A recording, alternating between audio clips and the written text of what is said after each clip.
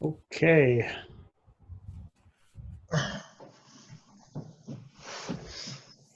We're almost all back. While we're waiting for Russ, see that we have a good crowd here. So just let you know that we already had an executive session, 5:30, only lasted about 15 minutes. So we've been taking a break, waiting for 6 to roll around so that you all can join us. We've already had our roll call and our and all of that. So next up on the agenda, if everybody's ready, Preston, you ready? Yes, sir. Okay. Next up on the agenda is, are there any additions or deletions? I have an addition to the consent agenda. Okay. It's the modification of premises for brewery liquor license for Colorado Boy Depot. What they're doing is they are just opening up their front lawn area to put tables on. So they're including that into their licensed premises. Okay, and that's on the consent calendar? Yes. Okay. And Mayor, I'd like to make a couple requests, if I may. Okay. I'd like to request the addition of an item to discuss and provide direction on a revitalizing Main Street program grant application that staff's been working on and planning to submit to CDOT soon. That's the first item. The second one, requesting the addition of an item to discuss the appointment of a council member to represent Ridgway on the CML Policy Committee. Okay, great. We just put those at the end of policy matters. Thank you. Great. Anything else? Hearing none, brings us to adoption of the consent calendar. Is there anything on there anybody wants to bring, take off of there? Or if not, is there a motion to approve? I move we approve the consent calendar. Second. Motion made by Beth, seconded by Russ. Can we have a roll call vote, please? Counselor Grambly, Aye. Lakin, Aye. Meyer, Aye. Schuyler, Aye. Mayor Pro Tem Johnson. Aye. Alrighty, that takes us to public comments. This is an established time on the agenda for the public to address council regarding any item that is not otherwise on the agenda already. Comments limited to 5 minutes per person. Does anybody in the audience have a public comment for us? If so, hopefully you know how to raise your hand. If you're on a computer, you need to show the participant screen, and then there's a raise hand button at the bottom of that. If you're on a phone or a tablet, it kind of depends on what device you're using, but hopefully you can find the raise hand function. If not, you might be able to just unmute yourself and say something. I'm not seeing any hands. Give it one more second. I see Rob Austin with his hand up. Rob, can we get him unmuted so he can, go ahead, Rob. I am not able to talk nor see video. The host is not allowing people to do that. We're hearing you now, Rob. Yeah, we can hear you. You can't see our screens, our. Only council members are visible, John. That's normal. That's what we always do. Okay, thank you. We don't have the public show video because it's just too much bandwidth. And we ask that you raise your hand to be unmuted to speak to us. So this, I believe this is normal. I don't think there's anything abnormal about what you're describing, but help me understand if there is. No, thank you, John. You don't want to see me. That's fine. Not true. That's not true. Okay, anyone else? Seeing none, we'll move on to public requests and presentations.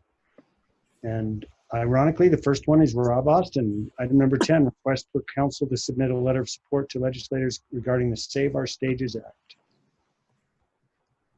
Rob? Yes, it's simply the letter in front of you and the memo from Preston, who adequately so described what is requested in the letter. And on behalf of the Ridgway Chautauqua Society and the Sherbino Theater, we would like the town of Ridgway to submit this letter on behalf of the Ridgway Chautauqua Society. And thank you, Council, for considering it. Thank you. Does anybody have any questions for Rob on this item? It seems like a really good, I personally think it's a good thing and something we should do, but does anybody have any comments or questions? All good with me. All good. If this grant was approved, the Save Our Stages Act would pay 45% of the operating costs of the Sherbino Theater. Wow. Nice. That would be fantastic. That's fantastic. Awesome. All right, is there, pardon? I move to authorize Mayor Clark on behalf of Ridgway Town Council to sign the letter of support for the Save Our Stage Act. Second. Okay, motion's been made by Beth and seconded by Eric. I do see a hand up. I think, Preston, can we take a comment after a motion's been made and seconded? I think we can. Yes, you can. Okay, go ahead, Eric. Can you unmute Eric so he can speak? You're unmuted. Hi, it's Sue. I can't figure out how to change my name from Eric. I'm just curious because Mr. Austin had made comments to me about child sexual assault being a matter of choice. Are there any background checks for any of your special districts on what you're requesting is? As you know, one of the more famous pedophiles.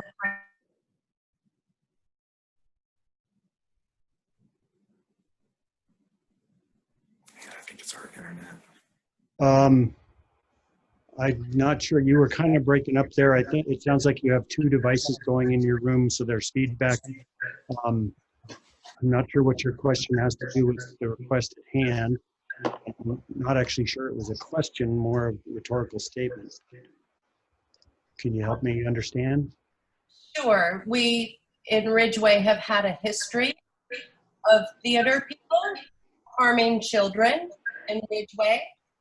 So I'm suspect of many theater organizations, and I'm wondering if you have background checks on any of the directors, board members of these theater groups.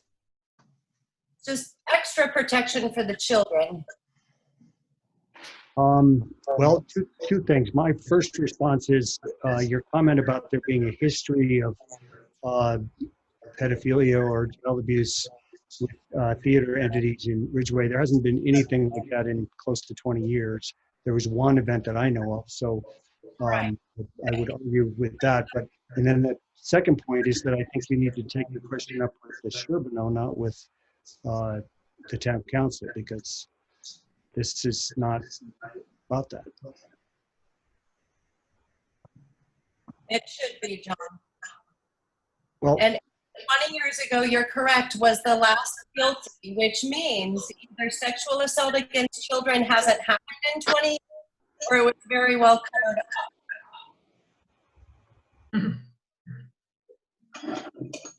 well, It's something to consider.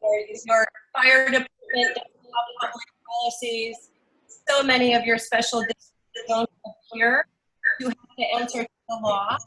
And because there has been a history of child sexual assault that you are well aware of, I would say adding extra layers of protection would do wonders for your reputation. Mayor, yes, is that Bo? I would just say that, you know, the comment's been received, and that's really outside the scope of the pending motion that's been seconded. That would be my opinion. had the motion told me child sexual assault was a matter of choice. All right, Mayor, I would ask that if Sue, there's going to be this continued disruption, that So this you've got individual an be issue muted. with Rob that doesn't have anything to do with the matter before us. So thank you for your comments, but it's not relevant to the discussion. I agree with the town attorney. So thank you for your comments. If there's any other discussion of the motion, hearing none, can we have a roll call vote, please? Oh, Counselor Grambley, Aye. Lakin, Aye. Meyer, Aye. Schuyler, Aye. Mayor Pro Tem Johnson. Aye. Okay, thank you. That passes unanimously. Thanks, Rob. Thank you. Thanks, Rob. Thanks, Rob. Good to see you. Okay, item number 11, update on Ridgway's dark sky community designation. Val Swark.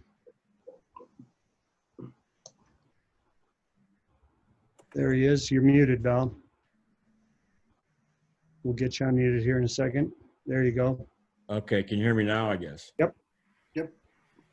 Okay, I just wanted to just to briefly mention today, on behalf of Dave Jones and I, that we wanted to thank town council again, and especially some of the previous members that have been supportive of the Dark Sky Initiative, and also staff and the many volunteers that helped make the Ridgway Dark Sky designation possible. And on behalf of ROC, Dave and I would like to present a token of celebration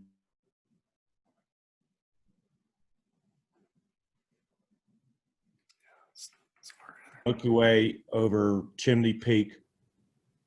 It was taken last September by the local photographer Gary Radcliffe. So this is the same image that was, so Preston put up the Awesome. framed copy. This is the image that is on IDA's website that talks about Ridgway.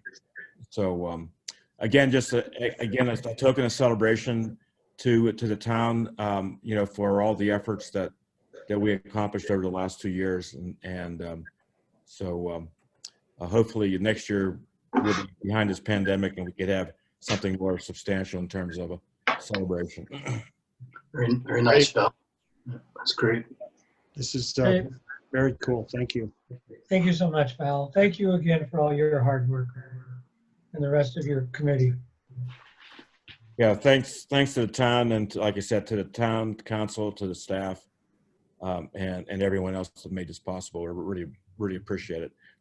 If you haven't noticed, that we've been getting quite a bit of news in the press, even on Colorado Public Radio and all that, and so there's actually quite a bit of interest out there in the state on what Ridgway accomplished.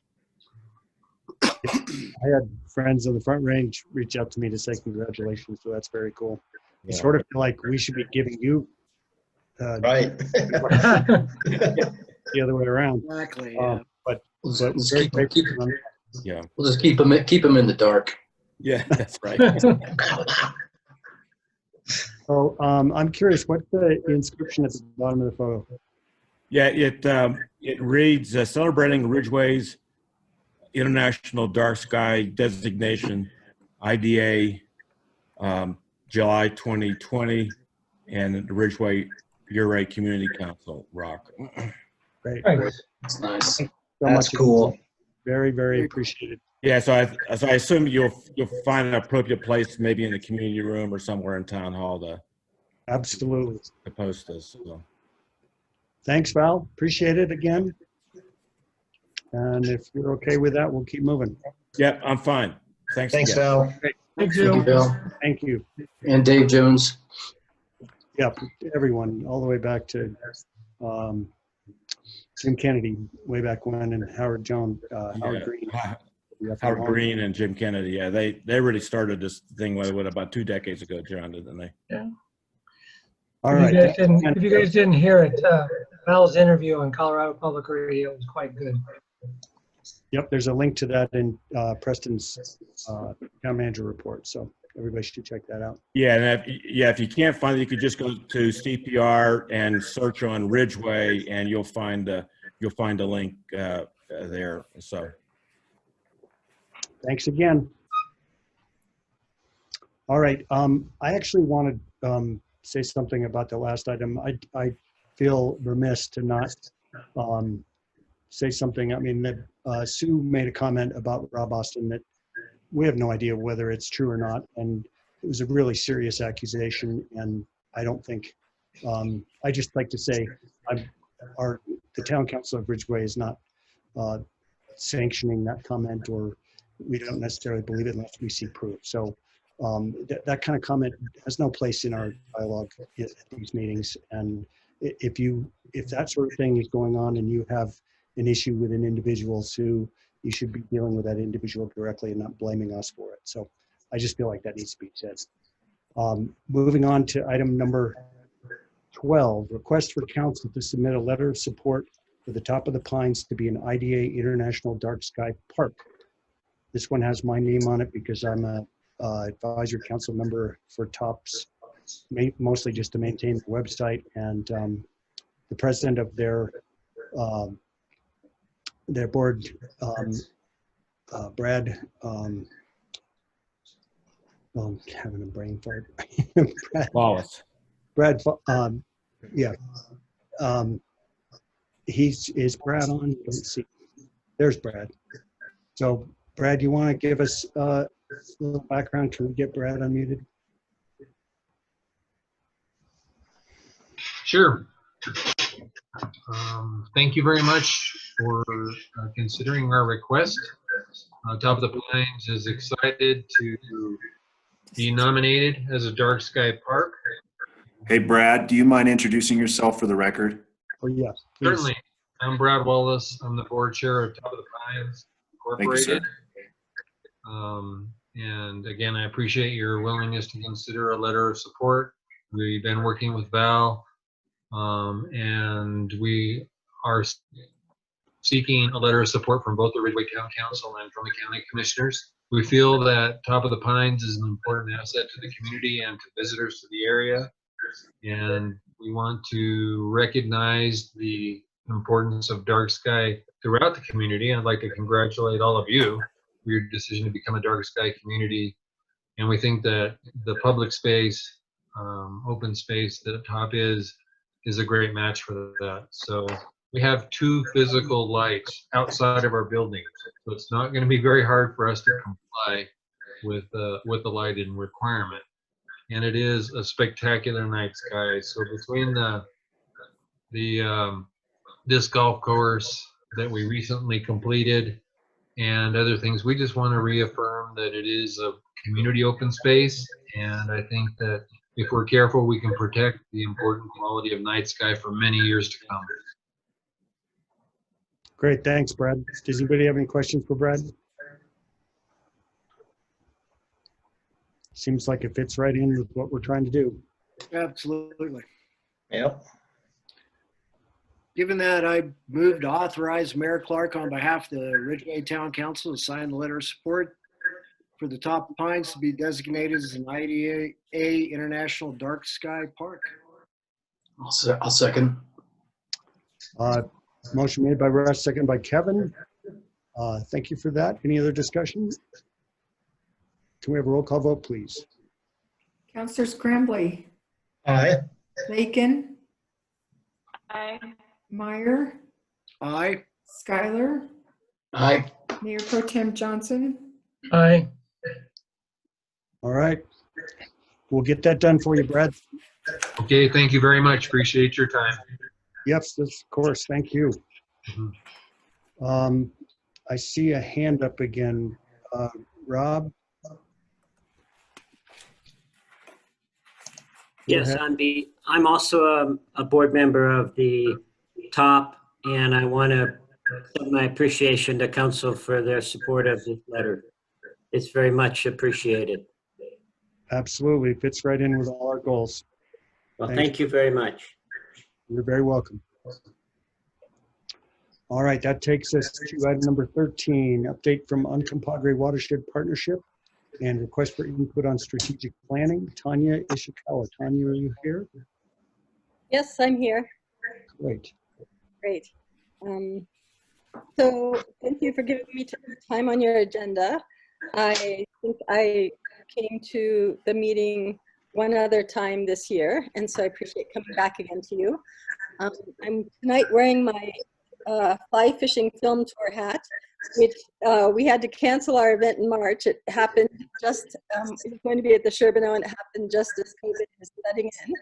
And they just announced that they're going to do it online, the national organization, but all the tickets that will be bought for the fly fishing film tour here in Ridgway through Riggs will go to UWP as donations. So I'm excited about that.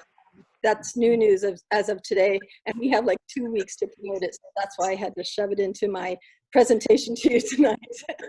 The reason why I'm here is we have two purposes. One is we are doing our strategic planning for the next 3 years. It has been 3 years since our last one, and now we are doing this next one. And I've been putting out requests in the community to get information and input on what people are most concerned about with the watershed and the river, and not too much feedback yet from people. So that's why I'm trying to go to the government meetings. Our meeting actually is tomorrow, though, with the UWP board, and we'll be doing our first session of the strategic planning. And then I hope to get a draft out to organizations in the community and see what they think before we put it into final form. But I wanted to remind you that what Uncompahgre Watershed Partnership is a nonprofit that was established in 2013. It was actually created in 2007, but became a nonprofit in 2013. And we are here to protect and improve the watershed. And our 5 goals are to improve water quality, improve riverine ecosystem function, improve seasonal low flows, improve recreation opportunities, and maintain a stable stakeholder group.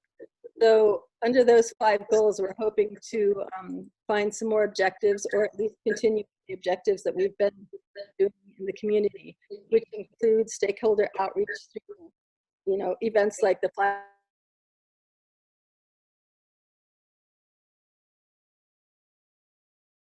And this year we planted some trees as well.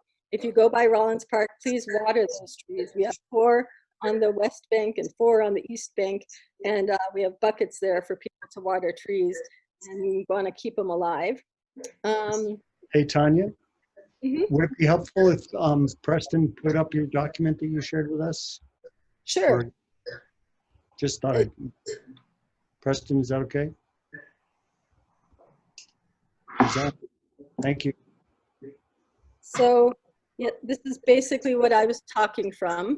And let me exit my full screen so I can look at my version of it.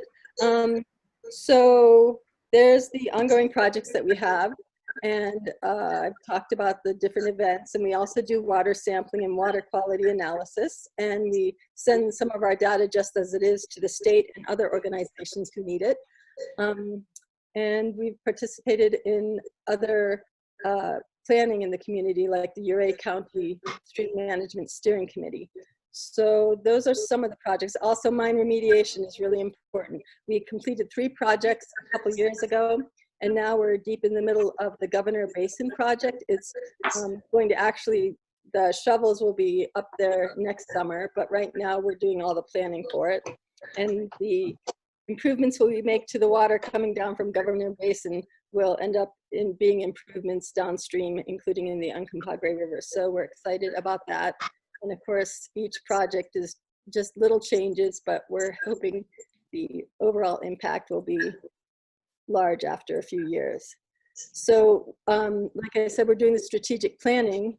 And so at the bottom of that sheet, I put, we'd like input from anybody in the community to tell us what they would like to see done in the watershed as far as water quality, water supply, recreation on the water. And my email address is in that.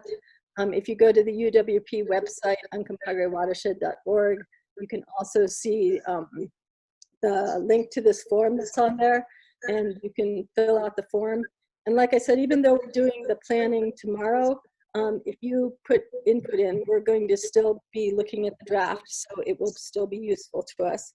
But since I'm here at the meeting, if any council members do have any input as to this, feel free to tell me at this point. But I do have one more part of my presentation, which is to give you my funding request early for UWP. So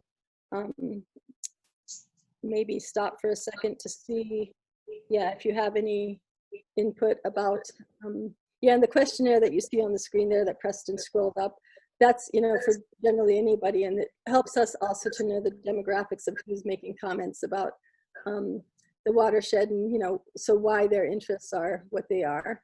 And so those are the kinds of things we're interested in: repairing riparian areas, pollution from the abandoned mines. Great. Does anybody on council have comments or input for this? This is Terry. It may be rhetorical, but you mentioned watering those trees with the bucket. I assume it's okay to use the river water to water the trees with? Yes, it is okay. And for the plants in the area, the quality of the water is fine. It's just not good for our aquatic life. Our bugs are not too happy there and not too many fish. Of course, by the time you get to Ridgway, the bugs are happier than they were, you know, up a mile or 4 miles from here. So yes, that water is that, and that's what the buckets are for, going to the river and getting a bucket full and putting it on them. Thanks for clarifying. Great. Yeah. Anybody else?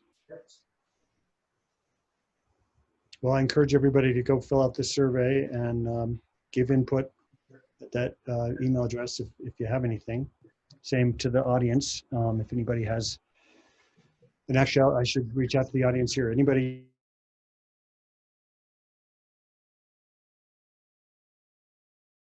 Virtual audience here.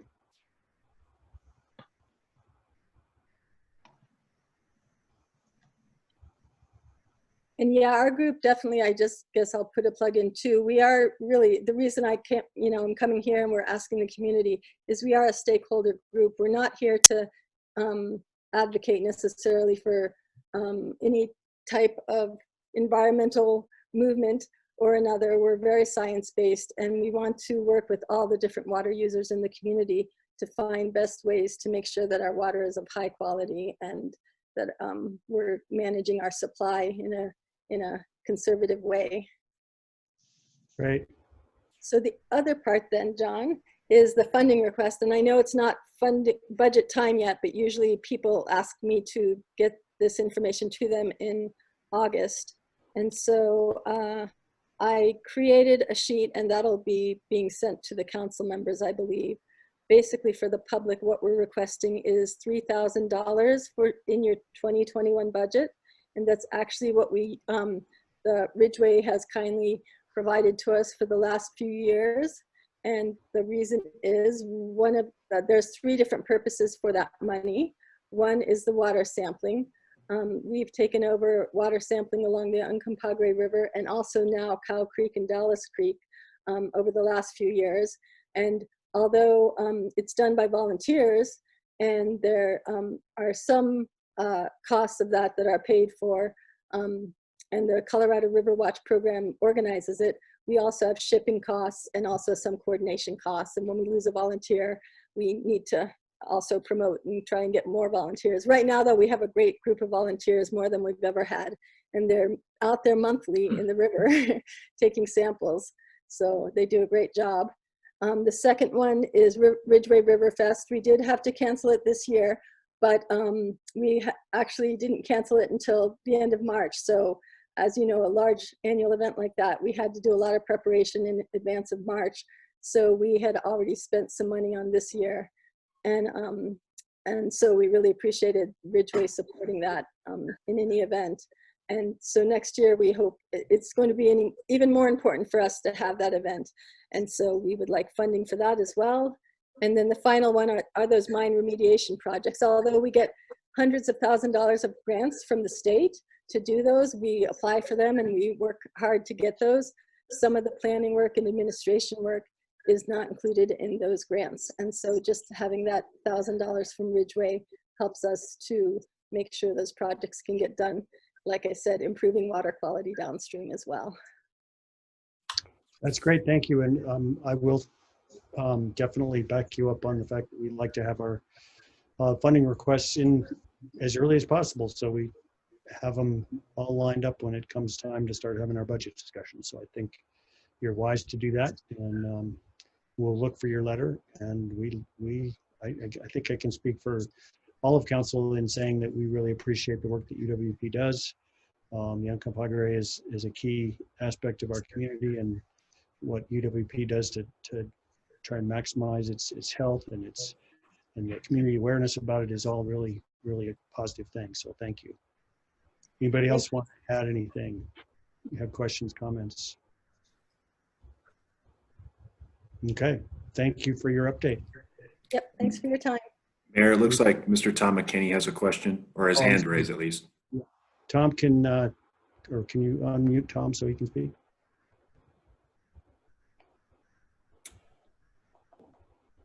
There you go. You're on. Yeah, thank you.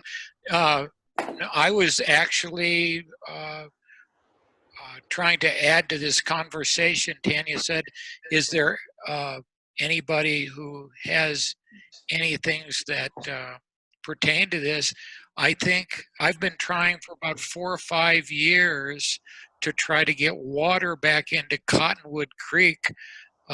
Anyone who walks that area knows how many trees we've lost and knows that we are in the process of losing more trees, and it doesn't take a scientist or a biologist to figure out we have no stream flow.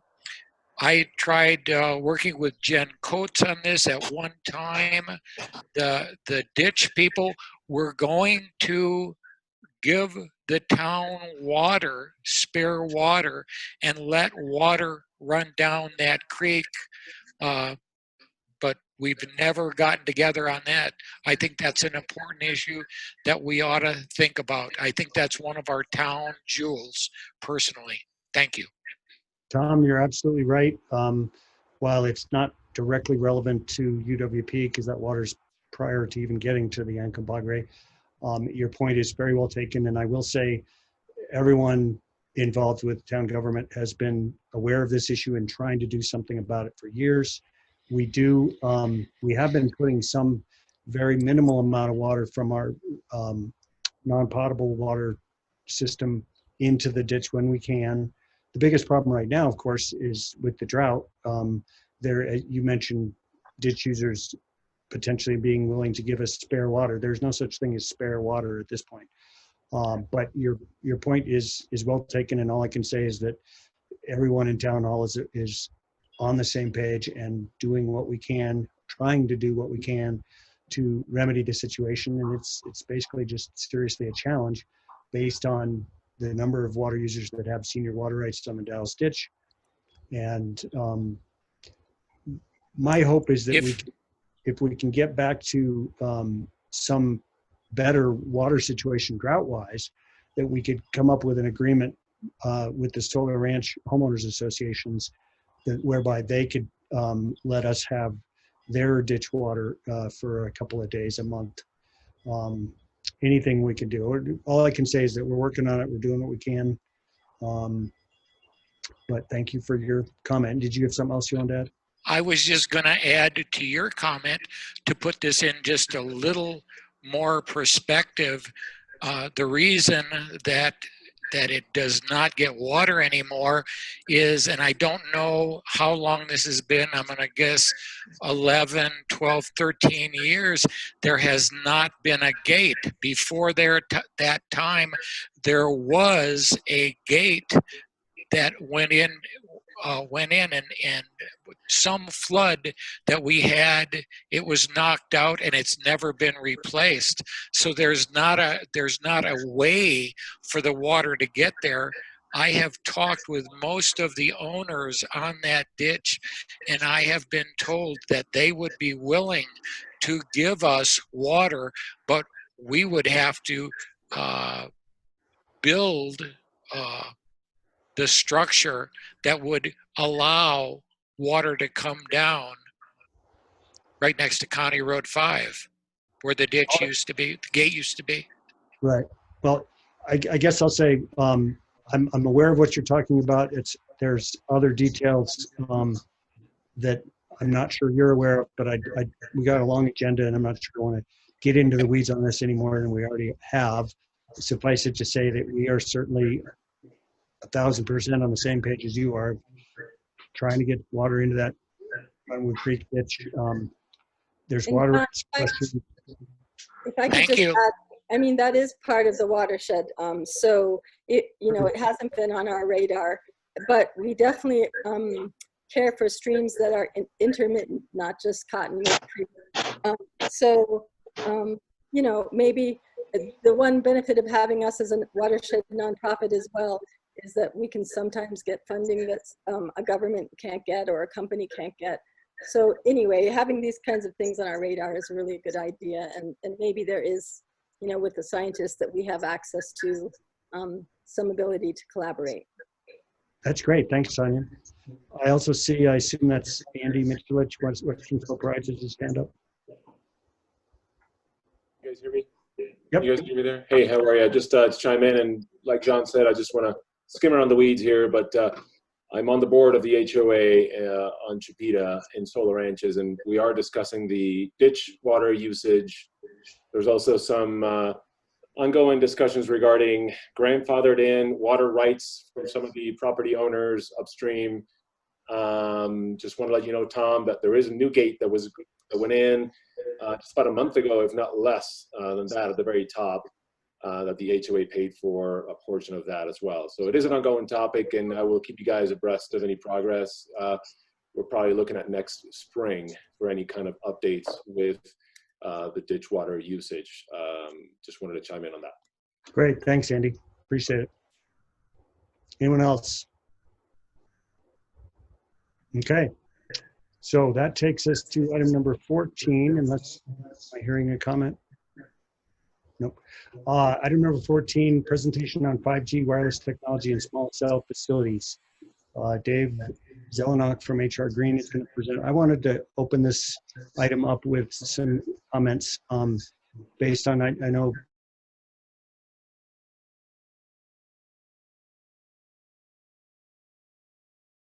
in the community.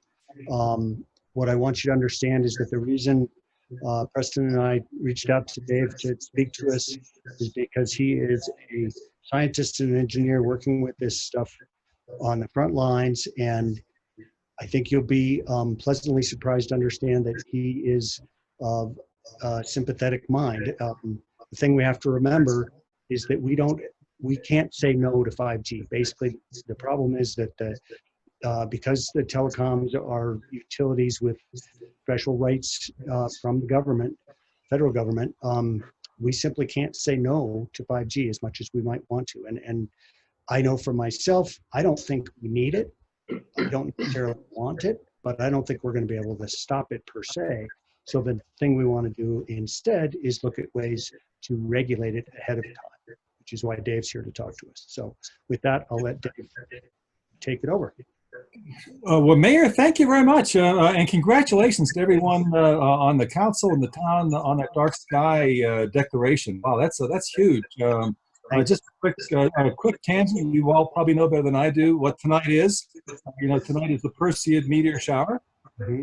And for those of you John Denver fans, many of you may not remember, he was a songwriter and poet, but he wrote about fire in the sky, which allegedly was the Perseid meteor shower, which again is occurring tonight. I went out last night. I'm here in Colorado Springs to see if I could see the Perseid shower. And I got to tell you, here in Colorado Springs, the whole sky is just orange fog. I am so envious for what you have and what a gorgeous community you've got. So congratulations, Mayor, to you and the whole council, really. It's great. Thank you. Thank you. So with that, if I may introduce ourselves and So Dave, this is Preston. Oh, there you go. You're sharing the screen. I was going to let you know you could do that. oh, great. Thank you. Hey, perfect. Thanks, Preston. And Preston, thank you also for your guidance and support in putting this together. There we go. Great. So we also have Ken Price. Hopefully Ken is there and his audio may be active to help.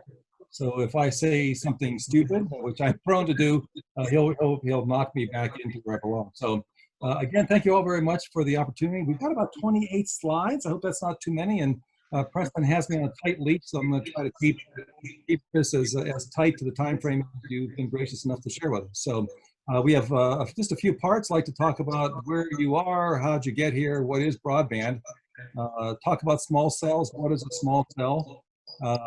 We will spend some time, and Ken will take the whole part 3 here. I would like to say small cells and are there big health concerns? And we'll talk about something you'll hear several times tonight called the maximum exposure to radiation, or the maximum permissible exposure, which is an FCC rule. So you'll know more about that in about 20 minutes, and then talk about things you can do as a community to advance a strategy, not just for 5G, but we like to say for telecommunications overall. And the mayor has shared with me that we made some great progress on the fiber optic connections, which, as you may know, and you're about to be reminded of again, is huge. Real quickly here, our company is 100 years old. I'm a licensed civil engineer. I've been here in Colorado as a licensed engineer since the early 80s. That probably dates me, but our company is 100 years old. We have about 500, mostly engineers. Ken is an IT guy. By way of background, I was the public works director in Colorado Springs for about 14 years. Then I was city manager in Centennial for a few more years. And 5 years ago, I joined this consulting company. They line up perfectly with what I think I feel passionately about. And I grabbed Ken about 2 years ago, and he's now helping me with this. Congratulations again. You may know that the SB 152 exemption was a ballot item that you folks successfully passed in Ridgway. I forget what the numbers were, Mayor. You were, I presume, part of that. Many of you I know all too well about that, but it was a few years ago you all passed it more than by an easy majority. It wouldn't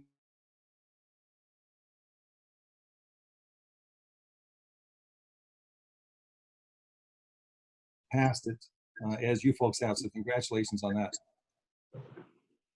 Likewise, so right now there's 114 cities. I just want to throw out a few of our clients and colleagues out there. We've got some active work now in Bayfield and town of Snowmass. We just wrapped up a study very similar to what we're suggesting may work well for you folks in Aspen. We've got, I don't know, 40 or 50 clients and projects in various phases right now. Real quickly, what are others doing in small cells and fiber? When we think of small cells as engineers, we tend to think of the different topics in a few discrete buckets. RF compliance, I know, is top of your list, and that really is probably the most oftenly commented thing that we're hearing, which is this RF energy is serious. Congratulations for being proactive, at least to ask a tough question or two. But beyond that, there's a lot of discussion about small cells as a public policy issue. That's where you as a council can get together. Street lights, the way we see it, we'll talk about street lights. And again, good on you. You've got the dark sky ordinances in place. But small cells and street lights go hand in hand. New developments. I know I've talked to actually one of your developers in town, and this could fit in perfectly with them. You don't have a lot of traffic signals, I'll give you that. But broadband and small cells and fiber, they all go hand in hand. So you can kind of read the slide as well as I do. I wish we had more time to spend talking about the finer points. Please, by the way, Mayor, I'll defer to you if you see something that we should focus in or hover over. You just let me know. Just one quick slide about broadband. Many of you may have broadband, but you may not be aware that broadband actually is a FCC-defined term. To claim that you have broadband, you have to have what they call 25 megabits download and 3 megabits upload. Now, I'll spare you a lot of the techie details, but basically, if you can download a 3 megabyte file in a second, you have broadband. If you can't download a 3 megabyte file in a second, and actually here in Colorado Springs at my house, usually I can't, and I'm paying good money for it. I don't have broadband. I have internet, but I don't have broadband. And so really 25 megabits down, 3 up is the standard the FCC sets for having or not having broadband. In fact, this past Sunday, you may have seen on the CBS Sunday morning show, this is last Sunday, the lead story was all about this topic. What's broadband and how come half the country still doesn't have broadband? And why not? And why don't we even know simply who has it and who doesn't? If you'd like to go back and rewind that, it was last Sunday's Sunday morning 9 a.m. Magazine show that CBS runs. It was the lead story, and it's a hot topic nationally. Real quickly, how's broadband delivered? Satellites are up now. They are actually getting better, and you'll see a lot more. There's a lot of concern on the dark sky side about these constellation satellites that are being launched, thousands of them, to provide better wireless broadband. But really, this broadband gets delivered wirelessly through satellites. Broadband can be delivered through your 4G phone, or LTE, long-term evolutionary, is the LTE acronym. And coming soon, 5G, that's why we're here. Those are all wireless ways to deliver broadband. But wireline, DSL is the 100-year-old copper wire system. Coax is what most people have. It's what I've got in my house and doesn't deliver me broadband very often. And we like to talk about, and you folks, Mayor, you mentioned how you're working hard. Again, congratulations on fiber optic connections. That's huge. We like to say in the industry, that will help future-proof your community. So if you're working it, good for you. You may be aware that DMEA, the Delta Montrose Electric Association just up the road, will soon be the #1 fiber optically connected, or they say gigabit or gigafied community will be Delta Montrose. So Delta Montrose will have the state #1 spot soon because of the fiber optic connections to virtually every house in town. So any questions here? So far, so good? So here's a picture of Centennial. Again, I was Public Works Director and City Manager in Centennial for a while in the tech center, South Denver suburb, looking west. This is Arapahoe Road. And this is a simulation that was done actually pretty recently by the City of Centennial staff. I thought I'd throw it out there because it's kind of the main street. As Sherman Street is for you folks, Arapahoe Road is for Centennial. This is a photoshopped graphic that shows, is it better 1? Or I'll pop it here, is it better 2? This is what the Centennial City Council was shown and concerned them, as it is you, and rightfully so, about what your future might look like as well as 5G comes in. I've heard the term often porcupine because of so many things sticking out that really obstructs the view and creates some very serious problems. So again, this is not our graphic, it's from the City of Centennial. The point of this one, though, is that this does not have to be your future. But we strongly suggest you take some proactive steps and put some rules in place to really clamp down, is my advice, on not just the 5G, but really the issue, as we'll talk here in a second, is really more about small cells. And 5G is kind of a subset of the small cell issue we see going around. Real quickly, and I couldn't probably have a better night to talk about street lights on your dark skies. A great achievement there, but street light municipalization is going on pretty strongly. I want to mention that because you're probably aware already that LEDs can cut your power expenses by half, is a good rule of thumb. But, and I have not taken the time, I'm sorry, to look into the arrangement that you may have with your street lights. San Miguel Power, I presume, is responsible for them, but the power piece of the total bill is usually less than 20% of the total expense. A good rule of thumb here in the Front Range is every street light costs every town that has them $20 per street light per month. Interestingly, here also in the Front Range, I can tell you that Greenwood Village is now the first community in the state of Colorado to, and this is just a few weeks ago, to have municipalized. They bought up all the street lights from XL Energy. They closed that deal. Golden is not far behind. Breckenridge now owns most of their street lights, and overall there really is a wave going across the state right now about cities buying up, they're municipalizing their street lights for a variety of reasons. So it's saving power, it's dark skies, or using them as Vail has. This is a picture of Vail here, where they're using the street lights deliberately as Wi-Fi and small cell transmitter sites. So anyway, I just kind of want to walk through here. If you decide to do that, if that's an issue for you, typically we see that the ROIs, return on investments, run about 5 to 10 years. You get your money back in 5 to 10 years. And then after that, you put in your pocket the 80% reduction in cost that you typically see from the power companies. More importantly, though, the way we like to connect small cells, 5G, and streetlights is that for every street that you choose to lease to a small cell or as a small cell transmitter, the FCC has what they call a safe harbor rate, or $240 per year, which very coincidentally is almost exactly what a street light typically costs. And so a good rule of thumb is that the FCC says, unless you've got a better methodology, you can charge $240 per year per street light, as a small cell transmitter location. So if you buy them from the power company, you save, you avoid a cost there, and you're creating a revenue source. So it's kind of you get the best of both worlds. You're reducing your cost dramatically, and you're creating a new source of revenue. So we strongly encourage, if this is an issue for you, look at streetlight municipalization. Also, because that would suggest that you talk to San Miguel Power about buying them. And from what I understand, I've talked to some folks down in Lake City and other San Miguel Power areas.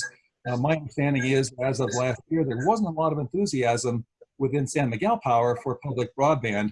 And again, that just ties in with fiber and telecom, which is the overall reason we're here. What I'd like to point out really is talk for a few minutes about 5G itself. Talked a little bit about the technology, but I'd like to speak specifically about 5G and where this is all going and why you folks, I think, have every good reason to be concerned about this. There's a term in the industry called densification. I don't like that term, but that's the term that's in the lexicon. What's going on now is fiber optics is being pushed into, and you folks, good on you again, you've got it going into the community. But fiber optics is going to every premise in Montrose and Delta right now through DMEA. What's more important, though, is that for a typical cell site, the distance between the cell towers is going from about 2 to 3 miles, can you believe, down to about 300 feet in terms of actual distance between the 5G transmitting sites. Even more stunning, perhaps, than that is the FCC came out about a year ago with what they call a shot clock. So the shot clock is a new FCC mandate. There are court rulings bouncing around on this right now, so I can't say for sure that tomorrow we won't see a court ruling about this. But the shot clock is a big deal because if you are slapped with, let's say, 15 5G permit requests, essentially you've got 60 days for an existing location. So if it would come up and replace a 4G with a 5G, you've got to prove it in 60 days. If it's a new site, you've got 90 days by the FCC mandate, or there are other sanctions, other things happen to you. You can, though, by the way, you can pass along the permit review costs to consulting companies. Ours is one that often reviews them and can pass those costs of review right back to the permit requesters. And very definitely, you can define your aesthetics, and that really is the big way to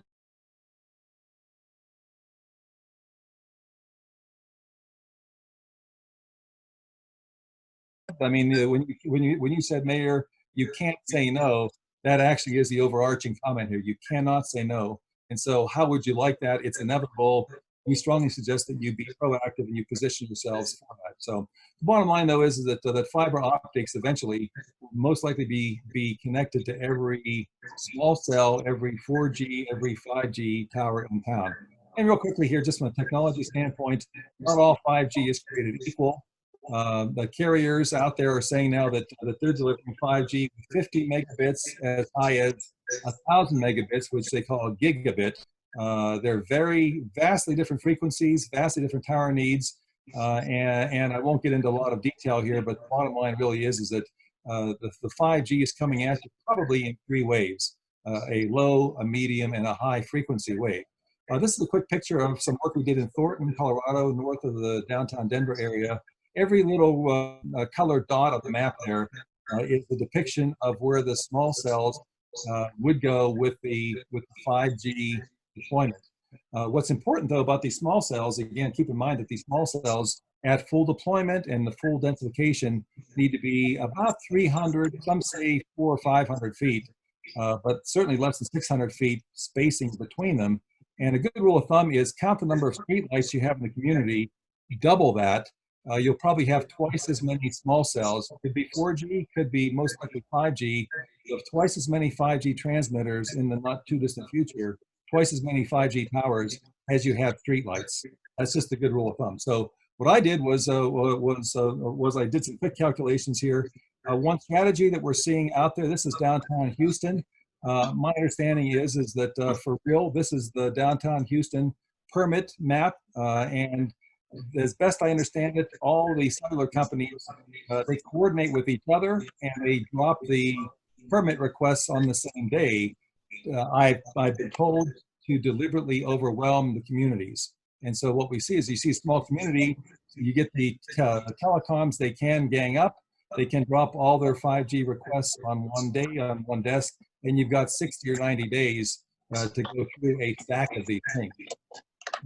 It's kind of curious. So 5G, so I mentioned there are 3 waves. Right now, a 1 square mile city, typically this is a little downtown area of a Connecticut community. Right now, a square mile has often about 7 macro towers per square mile of city. The first of 3 waves of 5G takes it from 7 per square mile to 27. Then the second wave will take it from 7 to 56, and get a load of this. The third and final wave of the 5G, the high cell densification, will take it from 7 towers per square mile to 109 towers, roughly in this community's case, 109 towers per square mile. So that's kind of hard to believe. What I did though is I took that number, and you folks are, I'm guessing from the community size, you're about 2 square miles. So if you assume that you've got 2 square miles, there are 3 carriers out there, 3 cellular providers out there. You could have about 600 5G transmitters at the full deployment. To be honest, the reality is probably a significantly lower number than 600 in Ridgway. It'll occur over several years. And I'll be honest with you, the way these things work typically is it's inevitable. You can't say no. So the question is, would you like them sooner? Would you like them later? And I'll be honest, the way most of the providers are working these days is often depends on the town. Aspen wants to embrace them proactively, but they want to control precisely where these things go and how much radiation is coming off them. Ken will talk about that in a minute. But it really depends on the demand, which is the financial side for the carriers. And to some extent, if the town is tough to deal with, or if the town has tough requirements, you may be seen as an area that is not welcoming to 5G, and you may go to the bottom of their list. Conversely, like Aspen, if you're seen as being a community that wants to embrace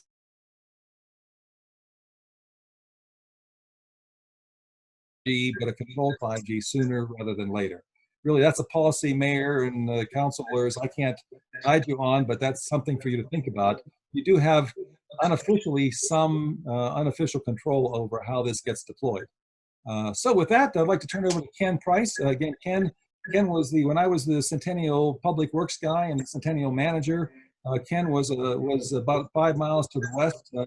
Like looking at the picture there, Ken was the IT director in Littleton, where he spent quite a few years as the IT director. So technical questions I can't answer, I'll roll them to Ken, and Ken's going to walk you through about 8 or 9 slides, really zooming in on this health concern over 5G. So Mayor Preston, are we okay time-wise so far? Are we doing okay? Yeah, but just keep moving. Okay, thank you. So Ken, are you there, hopefully? I am. Hopefully you can hear me. Can you hear me? Yep, we can hear you. Oh, okay, good. Sorry. My computer just decided to die and I had to reboot it. Sorry. Okay. Yeah, Arch, the IT guy? Yeah. Really, welcome to our world. Yeah, this is live TV, folks, so apologies. So if you want to click to the next slide for me, Dave. Here we go. You just tell me when to click, Ken. Okay. There we go. Okay. Back up 1 or 2. Sorry. So, yes, it is true that there are some health concerns out there revolving around 5G, and many of you may have seen some of these headlines out there. What I want to say, first of all, is that the FCC, can you hear me? Yep. Okay, I'm sorry. The FCC came out with what are called maximum permissible exposure limits. Those came out in 1997. The FCC had to develop those as a result of the Telecommunications Act of 1996, and there were regulations that the FCC had to develop those maximum permissible exposure limits. They didn't do those in a vacuum. They actually worked with several federal agencies and some nonprofits from the medical side of things to develop those MPE limits. And again, they were established in '96. In 2013, the FCC passed an order on itself saying that it needed to review those limits from 97 and determine whether or not they needed to make some adjustments. Now, they enlisted the help of the Food and Drug Administration, the FDA, to do some studies to see if those limits needed to be adjusted. And in 2019, August, just last year, 1 year ago, the FCC chair released a statement that as a result of the inconclusive results from the FDA studies, that there does not appear to be a need to adjust those limits. So the MPE, maximum permissive exposure limits that we have today, are the same that they had in 97. So what are MPE? MPE is all about how close or how far away you need to be from one of these transmitters. What Dave has up on the screen now is what we call a macro cell site. You may see some of these dotting the landscape. They're fairly tall, usually 100 feet or more in height. So the MPE has to do with how close a human being can be to one of these before they experience maximum exposure to what's called non-ionizing radiation, because that's what comes off of these things. And the RF is called non-ionizing radiation. So the MPE limits are all about that, and I'll talk more about how that plays here in just a minute. Go back one slide, Dave, if you would, please. Sure. And Ken, just to keep you on schedule here, this is endlessly fascinating for so many people. We have, you've got about 6 more minutes, Ken. I'm so sorry. I understand. Nope, that's fine.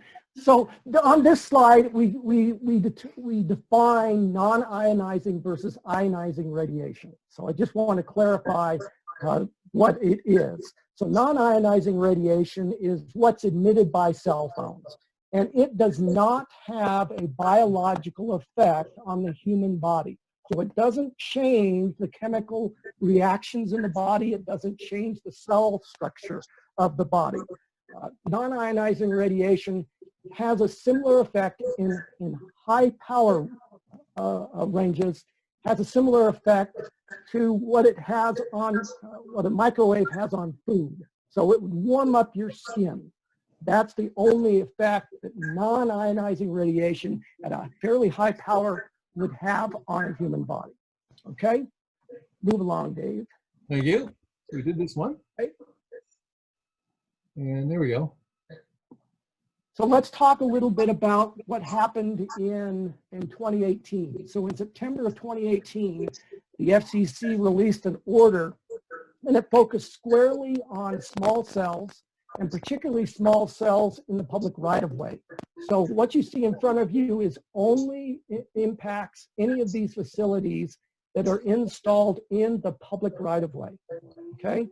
So you may have heard a little bit about this FCC order that came out, and what we are doing, HR Green is doing, is working with communities like you to enact policies and aesthetic guidelines based on some of this FCC ruling.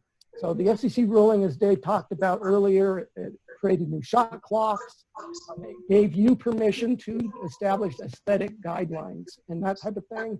It also established some safe harbor fees.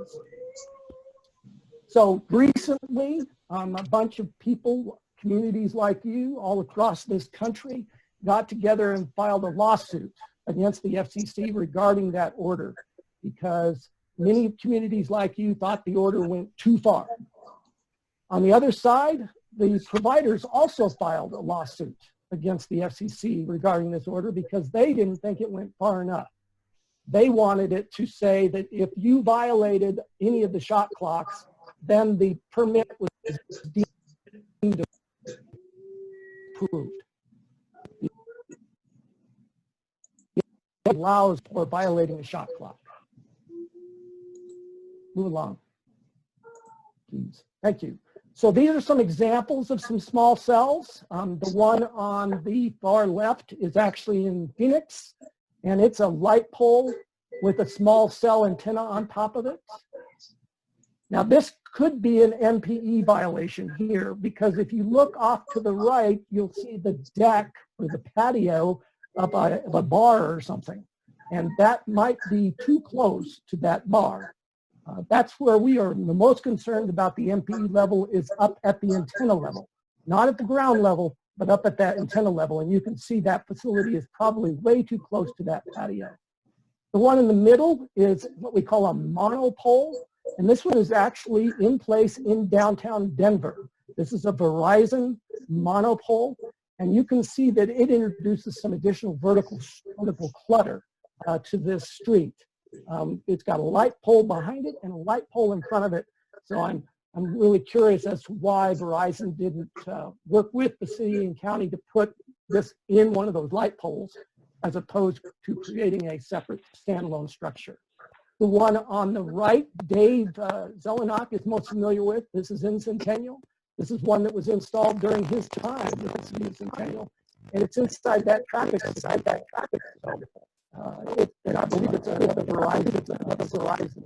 It's got a street light. It's got a street light, and I believe traffic speed standards hanging off of it. Hey, Ken, we're a lot of feedback and distortion all of a sudden. I'm not sure what happened. This is part of the presentation for broadband. Sounds like maybe well, I don't know. Go ahead. Nothing changed on my end. Okay. It's back to this is an example of, okay. This is an example of a small cell facility in Vegas, in Las Vegas. And this is certainly well above the safe harbor fee from the FCC order. The safe harbor fee on an annual basis for one of these facilities is $270 a year. So $6,000 is pretty substantial. And as a matter of fact, I believe Verizon may have filed a lawsuit against the city of Las Vegas due to its very high annual fee. Now, there's nothing wrong with charging a fee above $270 as long as you have some means of defending it. So if you've done a cost study or something like that, then that's your basis for charging a fee potentially above that $270. I suspect Las Vegas did not do a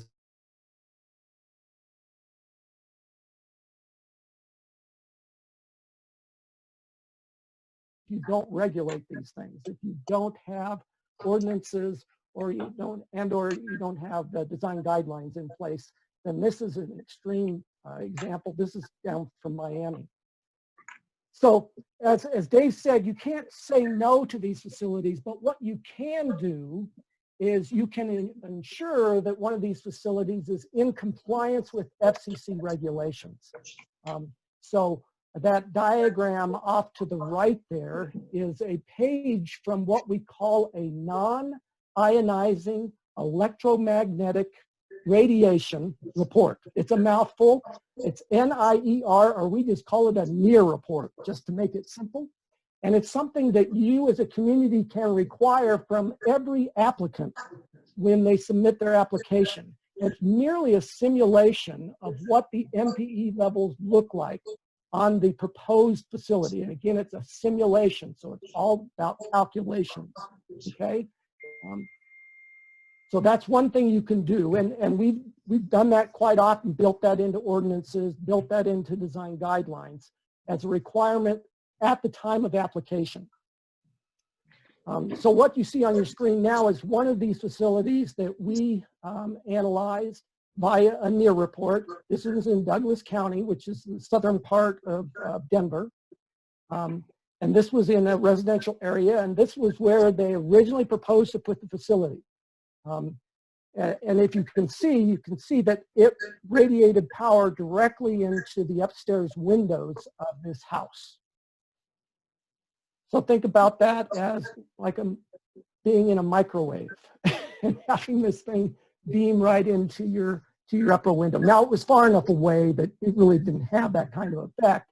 But nonetheless, we were concerned about it being here. So we requested that they move it uphill a little bit, more towards that pine tree on the right. So Dave, if you'll keep clicking, it'll eventually get there. Sure. Are we almost done here, guys? So, yeah. About 4 more slides, right, Ken? I Okay. think so. Okay. So we had to move it uphill. And it turns out there was a play set there. So that wasn't a good spot either. So we pretty much had to move it halfway between the two. So this is another example of what you'll see in a near report. This is a horizontal view. You were looking vertical on the other one.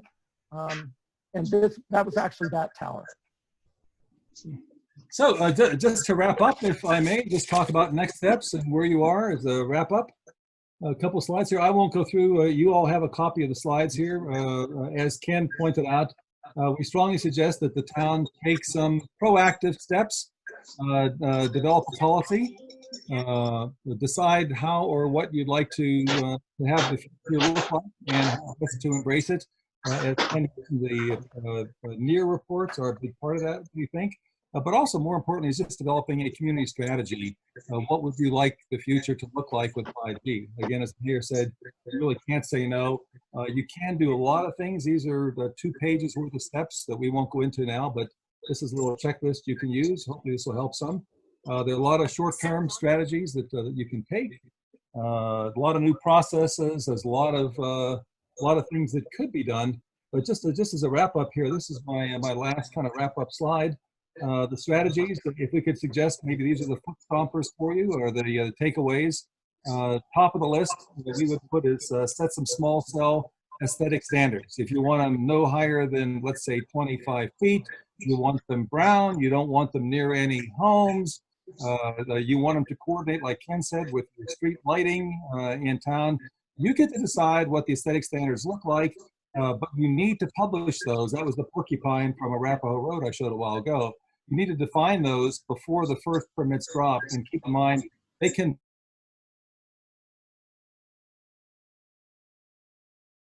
year reports where you have radiation bouncing around. We strongly suggest that you have 100% of your new towers, that you require them to submit to you in writing the near reports, the technical reports that say that these meet the FCC standards. As long as they meet the FCC standards, you can't say no, but you can verify. And very often, I don't know, Ken, you just did 2 last week. I saw that they'll kick back because they don't meet the standards. Third out of 6 steps, I'd suggest talk to either San Miguel Power or DMEA. There's no reason they couldn't bring the fiber-based broadband to the premises. A question I get asked a lot is, well, if you have more fiber, does that mean you might have less 5G towers? The answer is yes. And so by welcoming glass fiber strands, fiber optics into your homes, arguably the need for 5G doesn't go away, but the amount of RF energy it takes to get the same internet out drops way down because you're delivering it through closed fiber optic strands, not through the airwaves. So, yeah, so increasing your fiber optic presence is a great thing. We suggest you recover all these costs. So when somebody brings a small cell or 5G permit to you, you pass the cost right straight through for review, bounce it right back to them. And every inch of conduit that they need to place through the fiber optic cable that you consider putting, it's only $1 a foot to buy the conduit, that you install parallel conduit that the town could own in the future. DOLA has a lot of money, millions, for fiber optic plans, so we can help you or suggest ways to tap that. Usually the first plan is a 50-50. And the bottom line for you as town councilors, so we strongly suggest that you agree on a small cell strategy. You can have it sooner or later. You can be proactive or reactive. We can give you a lot of examples of other communities that have done it well and have done it not so well. But we'd suggest really that you do have some policy discussions among yourselves as to what would you like the future to look like. So with that, happy to help. Happy to take questions and answer any things you may have on your mind. So again, sorry for running a few minutes over there, but we're grateful for the time, and hopefully this has been helpful to you. Great, thank you very much. And just so the audience knows, I don't want to get into a lot of debate. I know that there were some things said in that presentation that some of you in the audience probably would disagree with, would like to potentially argue about. This isn't a place for arguing about the science behind this stuff. I think if I could summarize my takeaways from this presentation, They are that we need to, as soon as possible, create a plan for having regulatory processes and actual limitations, restrictions, regulations on small cell technology in place as soon as possible, right? If I remember correctly, like third from the last slide there was talking about whether we want to be proactive or reactive, we want sooner or later. I would feel pretty certain that this community wants it to be later.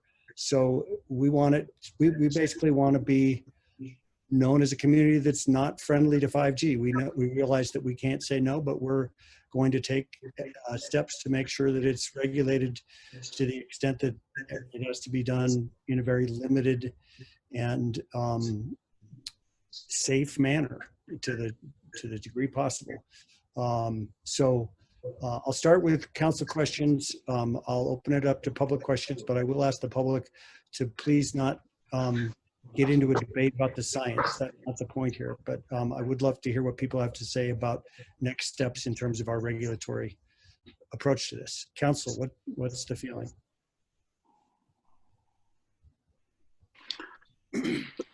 This is Terry. You know, the issues around the SMPA, I would be the one that you would be dealing with at SMPA for all of these issues. So I'm going to refrain from making any specific comments on them. Okay. Yeah, Dave, just so you know, Dave and Ken, Terry's a new council member, but he also works for San Miguel Power. So, okay, good. Well, good for you. Good. Often happens in small towns. We got people wearing all sorts of hats and cross impacts. Anybody else on council have comments or questions for Dave or Ken, or general overall comments about this? I guess I would agree with you, John. I think we're better off really getting to work on this in terms of some regulations as best we can.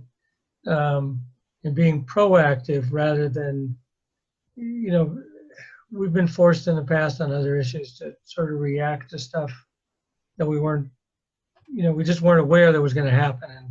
And it's just difficult that way. And I think if we can do this proactively, I think we're going to be ahead of the game.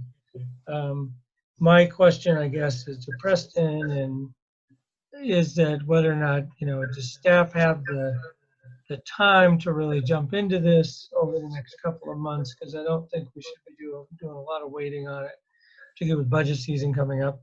The time's going to be tight. And then I guess sort of the elephant in the room to some extent is, you know, obviously HR Green is offering their services as a consultant. And is that something we need to look at as well? Yeah, so Eric, I'll jump in. This is Preston. And appreciate the question. And if you remember back in, I think it was the regular meeting in March, had a similar conversation about 5G and small cells, not as comprehensive as this. Thank you, Dave. Thank you, Ken. This has been great.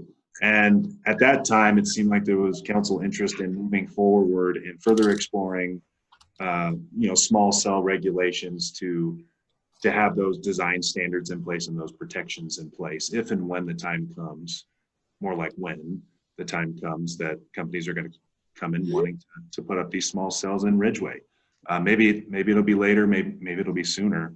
It remains to be seen. So council did kind of express that interest back in March, and then things got really, really weird with COVID-19.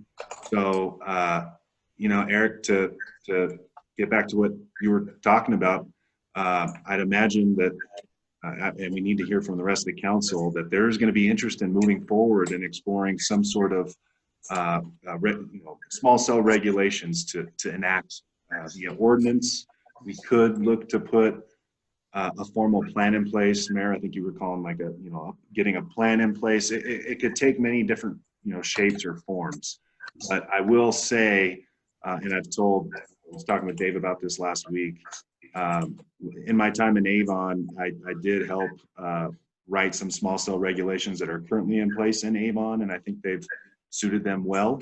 And I think, Dave, you were talking about how you're doing some additional work there in Avon. But I do have some background in the area of small cell regs.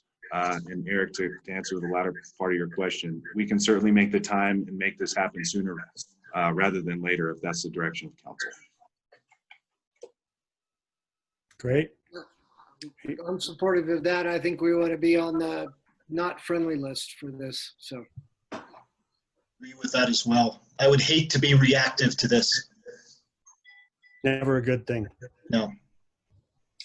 And Preston, I'm happy to interface with you in whatever capacity you're comfortable with, either as a councilman or as the liaison to the issues with SMPA.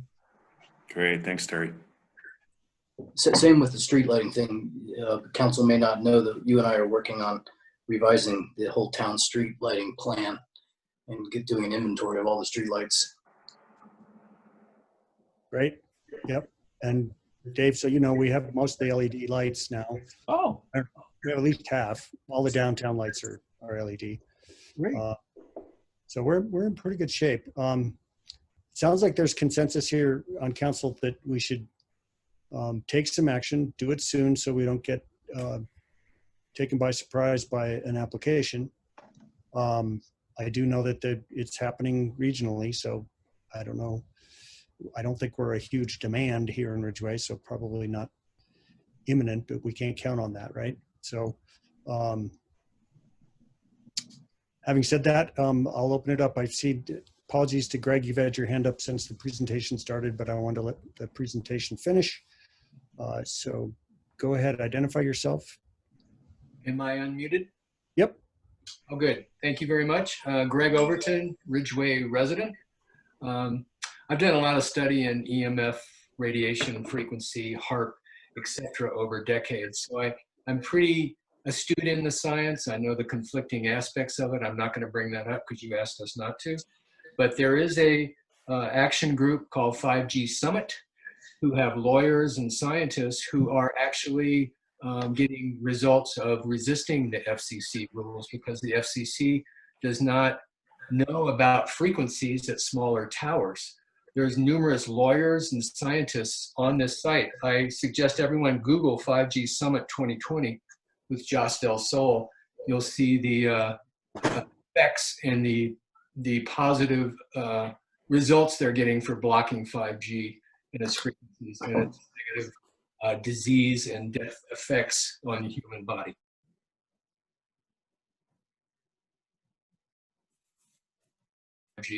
That thing about we have no choice, there's lawyers in New York, across the country that are successful in shutting that down. So I think we need to review the current state of the legal aspect of it. I think there's a lot of corporate pressure from these money-making corporations that move their agenda through us, but there's a lot of advanced legal counsel that is successful across the country. So I would like to share that information and bring that paperwork and liability and health and human conditions that are being successful around the country. Let's stop in the health effects of electromagnetic frequency, especially 5G, which was developed by the Israelis as a weapon for crowd control, if people know about the shortwave aspect of it. You asked not to talk about that, so I won't, but the legal aspect of it are imminent, and I'd love to share that with town and bring that documents to. I think we're open to learning about anything. Thank you, Greg. I think we're open to learning about anything new that we might not know about. I think the most important thing is to make sure that there is some case in Colorado that backs up what you're seeing, because my main fear, honestly, would be that we rely on the fact that we think we can just completely say no based on things that are happening elsewhere in the country, and then it ends up that there's a court case in Colorado that turns that around, and we're unprepared because we haven't done the other work. So I think we just need to be, once again, as others have said, we need to be proactive. We need to be, certainly we need to be educated and as aware as possible about all the cutting edge things that are going on around the world and country, but especially in Colorado. So, but thanks for that. The next person in line with comments is Andy again with Western Slope Rides. Yeah, hi. I'm not an expert in this field. I do appreciate Dave's presentation. Thank you very much. I just wanted to say that, I'm not going to get into the science because I don't know it. As far as preferences and my opinion, I'll leave it for a different meeting, but I do appreciate the town council taking the right steps and the processes, like Mayor Clark said. As far as moving forward, I personally, if I may, just say that I don't think Ridgway is quite ready for it. And just to give you a simple analogy, it would be as if I were to want to get a faster mechanical window in my truck when the one that I have works perfectly fine. So, and for the 12 days of rain that we get in Ridgway. So I don't think we're quite ready yet, but I think going through the process and learning the steps, I think it would be imperative. Great, thanks, Andy. Yeah, and I did want to add that based on, and I don't think Dave or Ken know about our, and many of the people on this call might not know about the fiber efforts that have been going on in the region for years now, and that Ridgway and Uray County in general are well along in our process of getting fiber optic throughout the county, throughout Ridgway, throughout Uray. And I think that's another big piece of the puzzle there's no doubt that broadband is economic development, and especially in these crazy times when people need to be able to work from home, being able to have really reliable internet is key. And if we can get it through fiber and therefore, as Dave said, make for less need for 5G, then we're golden there as well. So I think that's another piece of the puzzle. I see Christine up next.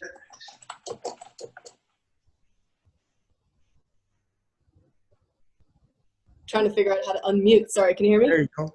Yep, we got you. Right. So I just wanted to say, I don't really know what's going to go on with the legal aspect like Greg mentioned, but I did want to bring up an example.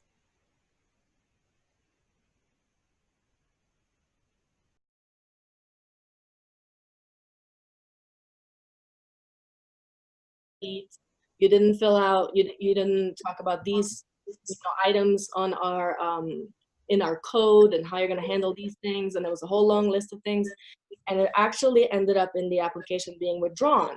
So that was Western Springs, Illinois, and you can go on their website and look at their code, and they've also published the letters, the application and their letter in response, and you could see how that worked out. But it does sound like that is an example of if we make it difficult and if we're not top of the list, maybe they won't bother with us.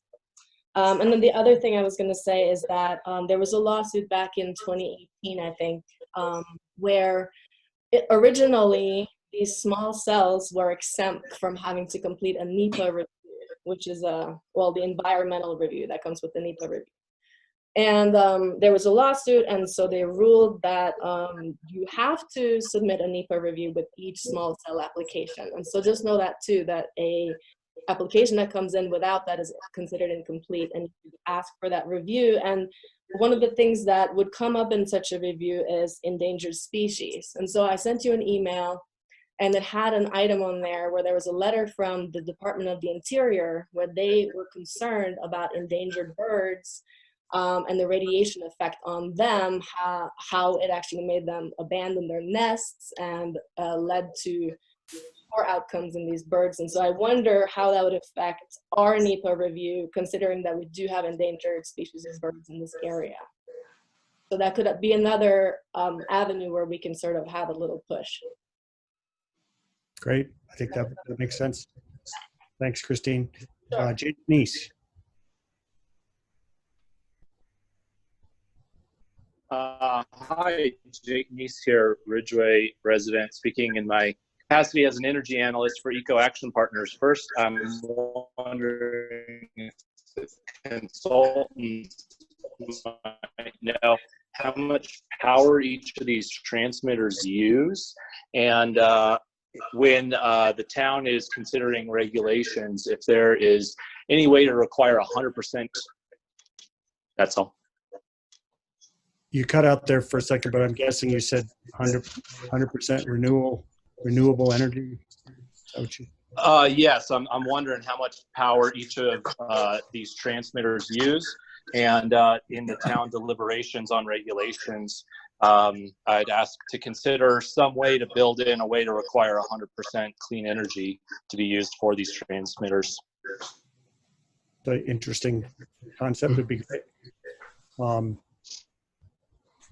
Do you Ken, Dave? Do you have Dave or Ken? Do you know what these things generally require in terms of wattage or voltage? Wattage, I guess. Wattage. And it's what, 500, 700? Transmission-wise, go ahead, Ken. it varies. It really does vary between the different facilities and the equipment that each of the facilities have. I will say, though, that of all of the facilities that I have reviewed, and we do quite a few near report reviews for some of our clients, I think about 700 watts is the highest I have seen. And they go much lower than that. Some of the Okay, and is that transmission? Is that power of transmission, or is that what they actually use? Because I know there are going to be some other accessory electronics that go along with it. Right. I can't tell you what they actually draw in terms of power. That what I shared with you was transmitted power. And who pays for the power? The provider, the service provider? Yes. Yeah. And so they also would pay a rental fee if they were placed on a utility pole? It'd be a meter. Right. Absolutely. No, meter, no. But actually there's a fee for putting something on a pole, like the fiber, the current fiber is where SMPA is a middle mile provider. Okay. And as they use poles, they pay essentially a lease fee for the pole space. Yes, there would be an annual fee, and that, according again to the FCC order from September of 2018, is $270 a month. That's the safe harbor fee. And obviously, if you do a cost study, you could charge more than that. Okay, that come close to answering your question, Jake. Sounds like we need to do more work, and I appreciate your input on having it be. I like the green idea. The green idea for sure. And Mayor, if I could, we can certainly build that into your, if you were to work with us anyway, you could certainly build that into your ordinance and or your design guidelines. And we've done that before. Great. All right, Krista Meyer. Yeah, I want to say, thanks to everyone. All the presentations and comments have been great. Sorry about the dogs. It seems like if you need to have something in place before a permit's received, kind of wondering if we don't need to jump on like a boilerplate really fast, maybe using Avon as a template to get something in place and also address the legal aspects. And I thought I saw on there, I didn't say if it was just in a lawsuit or it was for sure, with historical areas. So maybe one thing to have in there right off the bat too is that all historical residential and business areas are automatically exempted where they can't put them there. But it sounds like to get something on the ground very quick, because a permit could hit tomorrow, we don't know. So to have some kind of boilerplate, and then it can be revised as we go forward. But that's all I had. Thanks, Krista. I think you're absolutely right. I think we're going to probably be looking at asking staff, Preston and staff, to try and come up with something at least interim as soon as possible. Maybe, like you said, based on what Preston did in Avon. I think that makes really good sense. But get something in place as soon as possible in case. At least a firewall of some sort, yeah. Right. Christine, you have another comment? Yeah, sorry. I was going to say thank you, Krista, for that comment, and I appreciate the council for being sympathetic to this issue and wanting to provide the protective code so that we don't get sort of, SOL with what the industry demands. But I was going to just ask quickly if I could connect with Greg. Greg, is there a way that I can get your contact information? I can send it to you, Christine. Okay, appreciate it. Thank you. I have both your contact info. Okay, thank you. Connect you two. Is that okay with you, Greg?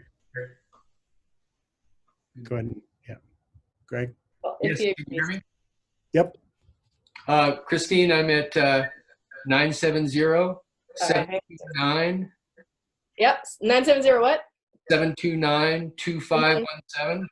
2517. Got it. Thank you. We have a pile full of legals and scientific stuff, so we can collaborate and see. And I wanted to thank council and the gentleman that presented. If we can communicate and have discussion like this openly and in a refined way, I appreciate that a whole lot, even if we disagree. Thanks, Craig. Appreciate you. All right, sounds like maybe we've gotten some consensus here. I don't see any other hands up. Preston, what's your thoughts on trying to come up with something, as Terry referred to, a firewall? Just get something in place as soon as possible, just to protect us from a wave of applications that might come next week or something.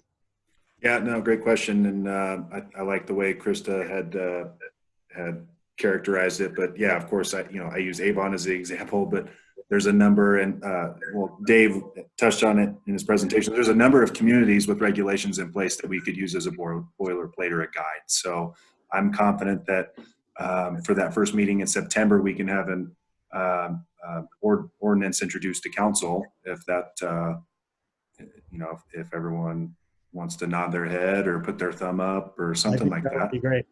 I think Okay. there's consensus on that.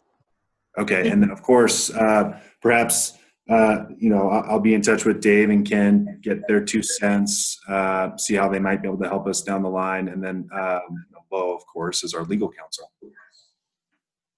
Sounds good. I was going to add that I'm certainly willing to entertain the idea of possibly entering into a contract with Dave and Ken's business, RH Green, right? I mean, that's something to explore on a sidetrack, just because I think they do have expertise. I don't think it was mentioned in the presentation, but they've done everything from a quite elaborate, very kind of gold-plated plan for the city of Aspen. They're now working on one for Snowmass Village, and they've done everything from big cities to a small town in Illinois somewhere that only costs maybe $4,000 or $5,000. And I would like to think that we could rationalize the expense of something in that order. So that's something else to just kind of continue to consider as we move forward. But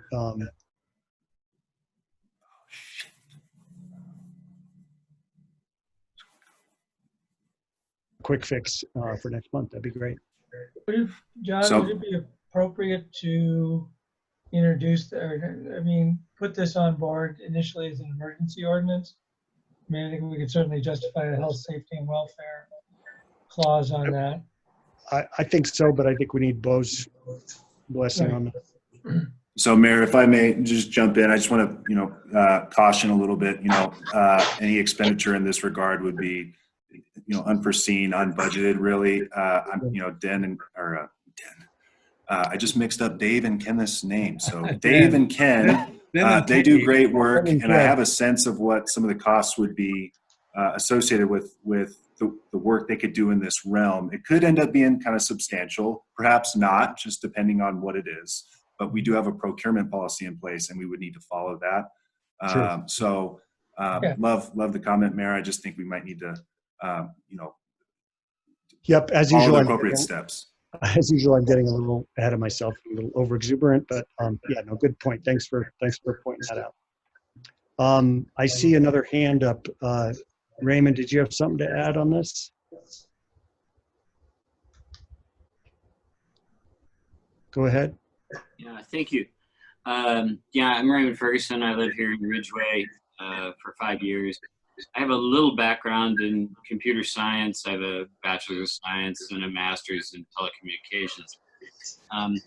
So I know a little something about these technologies, and I've been studying it some. And I got to tell you guys, just right off the bat, these council meetings are much better from your couch than they are in person. With a bourbon and Coke and a bowl of potato leek soup in front of you, they're just much better. That's not fair. Rub it in, why don't you, Raymond? Sorry, guys. Sorry.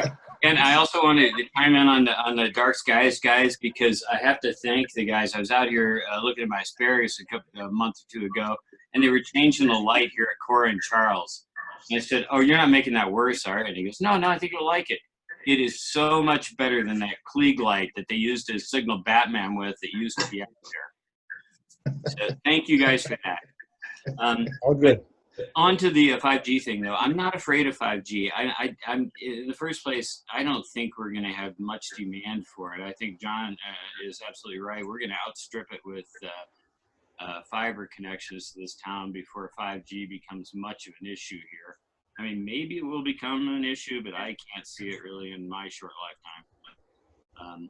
But I do definitely endorse your proactive agenda that you look towards, making this stuff maybe underground or unobtrusive, or, not putting in, 600 cell towers in town or whatever they might be, these towers that are 100 feet tall. It doesn't seem reasonable. So that's my 2 cents, and I'll leave it there. Thank you. So who's hammering in the background? Sorry, that's my dog's going through the dog door. All right. Sounds like somebody pounding on the table. Yeah, it's a very beefy dog door for wintertime. For your dogs, I can imagine. Yeah. Christine, I see you have your hand up. Is there something new you have to add? I'm trying to keep us moving. Go ahead. Okay, no, I just wanted to comment to that. I think as far as putting 5G in Ridgway, it would, well, T-Mobile is the one that's been putting it in Rico and Peonia and towns like that. And I don't know if they have customers here because we don't have coverage for T-Mobile. So maybe we're lucky that way. So it would be in case of Verizon or AT&T expanding to the rural areas. And I think it might not happen anytime soon, but it could. So I wouldn't be too sure that it's not in our lifetime. Like you said, I just wanted to comment to that. Thank you. All right. Preston, do you have what you need to move forward? Or? Oh, wait. I'm sorry, Beth, you were breaking up there. Oh, I was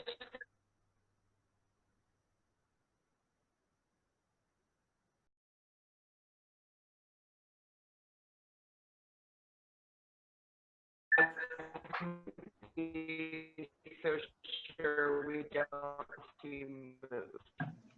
Sorry, Can't hear you, Beth. Yeah, You may have to turn off your video. That or move. You said you might have to move downstairs. Doesn't matter. Forget. I think what she was saying is that there's already something happening in Uray, and that means. I think we might have hit peak time. Okay. It's up. Okay. So, again, Preston, do you need anything else from us in terms of guidance, or? No, sir. I think I have what I need. I got the direction, and I just want to say thanks again to Dave and Ken for a great presentation. Longer than 20 minutes, not going to lie, but it is what it is. Thank you so much. Yes, big thank you, Dave and Ken. You can tell you guys are passionate about this. Yeah, very informative. We appreciate the education. All right, so that takes us on, and I want to thank Dana Garduno for her patience with this. I know she's been on for a while. But we're finally at your item, Dana. Item number 15, presentation on Baldy Mountain Landscape Resiliency and Habitat Improvements Project. Thanks again for your patience. Yes, it was really interesting to hear that discussion. Appreciate you guys having me on the agenda. Can everyone hear me all right? Yep. Okay, I also have on the call as well as Luke Holguin. He's our wildlife biologist, and he's actually the project lead for the project that I'm about to present to you. So if we have technical questions that I can't answer, we'll shift over to Luke. Or Luke, if you have things to add that I forget when I'm talking, please feel free to chime in.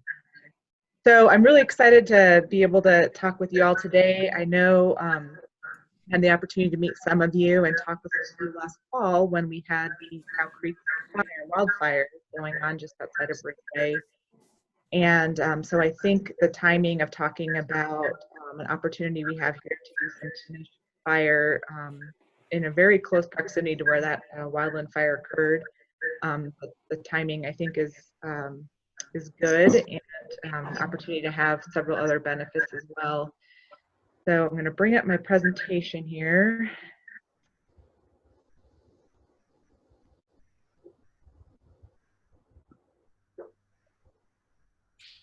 Okay.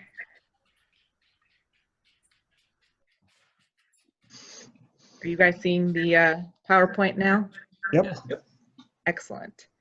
Okay, so we just sent out the news release announcing this project on Monday, and I did send a copy of the official scoping letter to Preston so that the council, if they'd like to provide some feedback or comments on the project, the letter has a lot of the details and as well as a map that you could take a look at, and I'll bring up the map here in a minute.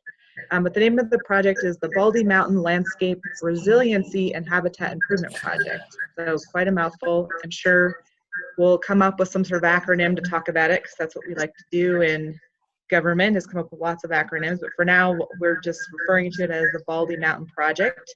I'm going to skip to the map and then come back. So this is a map of the area. It's just to the east and south of Ridgway. We've got several units identified that we'd like to do some fuels treatment work in. The project is actually not only on the National Forest, but it's also on the BLM and the Mullins Ranch, and potentially one other private property owner who's in the area. And so one thing that's really exciting to me is just that we have an opportunity here to work collaboratively with other agencies and with private landowners in the area who are interested in doing fuels management work. And the main reasons that we're looking at doing this in some of these areas is that we've really seen a lack of fire on that landscape, and it's caused a lot of buildup of vegetation. You can see in the picture in the upper left there, it's a little condensed, but we've just got some really dense vegetated areas in the units that could really use either some mechanical or fire treatments to make them healthier stands in the forest, and also make them less vulnerable to disturbances that we've been seeing in the area, such as the beetle and disease outbreaks across the forest, and also would help provide some fuels breaks for if we were to get another wildfire in the area. This project would include, as I've mentioned, both mechanical thinning. Some units also have identified some sections where we'd go in with crews and do some hand thinning, and then also prescribe fire. And so one thing I really wanted to just do today was to bring you guys up to speed on the details of the project, answer any questions, because given the location, it will likely be very visible from the town of Ridgway. So some of the objectives of the project, as I mentioned earlier, one of the major objectives is to reduce hazardous fuels, particularly in the southern part of the project area where we have some wildland-urban interface, private property, and we also have some other really great things that the project could accomplish, and one of them is increasing habitat quality for not only bighorn sheep, but also elk and mule deer in the areas. It'll also improve range conditions and promote aspen regeneration and resiliency. So there's two main blocks in the project area. There's the north side of the project, which includes the Mullins Ranch property and a few sections of forest, and then the southern half we have more of the BLM landscape and also some more national forest lands. The picture on the upper left is in the north part of the project, and as you can see, it's a really unhealthy mixed conifer stand that we have there with a lot of dead spruce. So that is one area that we're looking at treating. And then in the lower part, you can actually very in the distance see Ridgway in the far off distance there, and that's another unit that we'll be looking at. And so, as I mentioned before, the In the north part of the project, we'd be looking at reducing some fuel loading, promoting multiple age classes for different trees and shrubs, and also improving the quantity and quality of the elk and mule deer habitats. The southern part of the project also has those same objectives, and that's where we would see some of our treatment units that we've designed to help provide some higher quality habitat for bighorn sheep. And as a lot of you know, when you drive through the corridor in the winter, especially, you often see those bighorns right down on the highway. And so we're hoping that by providing them some more habitat away from the highway, we'll be able to draw them up away from those areas as well. So a breakdown of the project, as I mentioned, we've got 3 different types of treatments in general that we're doing. Prescribed fire, we're looking at about a range of 2,800 to 3,000 acres. On the map that you all may have received from Preston, we have the different units identified, which ones we're proposing fire, which ones mechanical, or potentially a combination of both. You will see in the acreage numbers, you'll find some overlap there, and that's because some of the units will want to go in and treat mechanically first in order to help influence the character of the fire and what we'd like it to do once we actually put fire on the ground. And then we have hand crew treatments proposed in areas that are really steep and would be difficult for us to either put fire to the ground or to operate heavy machinery in. One thing that's really exciting to me about this project, as I mentioned earlier, is just the opportunities for coordination and collaboration. This project the idea for the project has been in the works for a number of years. It initially came to the Forest Service from Steve Woodis, who's with the NRCS. He's since retired, and it's been sort of rumbling along in the background, and in the last year and a half, Luke has really revived the project and brought it back to life. So we've been working really closely with the BLM. Colorado Parks and Wildlife is a partner with us on the project. They've helped us really refine and create some designs and features that we'd be wanting to see, particularly for bighorn sheep. We've also been working with the Colorado State Forest Service on the connection with the private landowners and seeing how they can assist us with the NRCS on working with the Mullins and then any other additional landowners that are identified within our project boundary.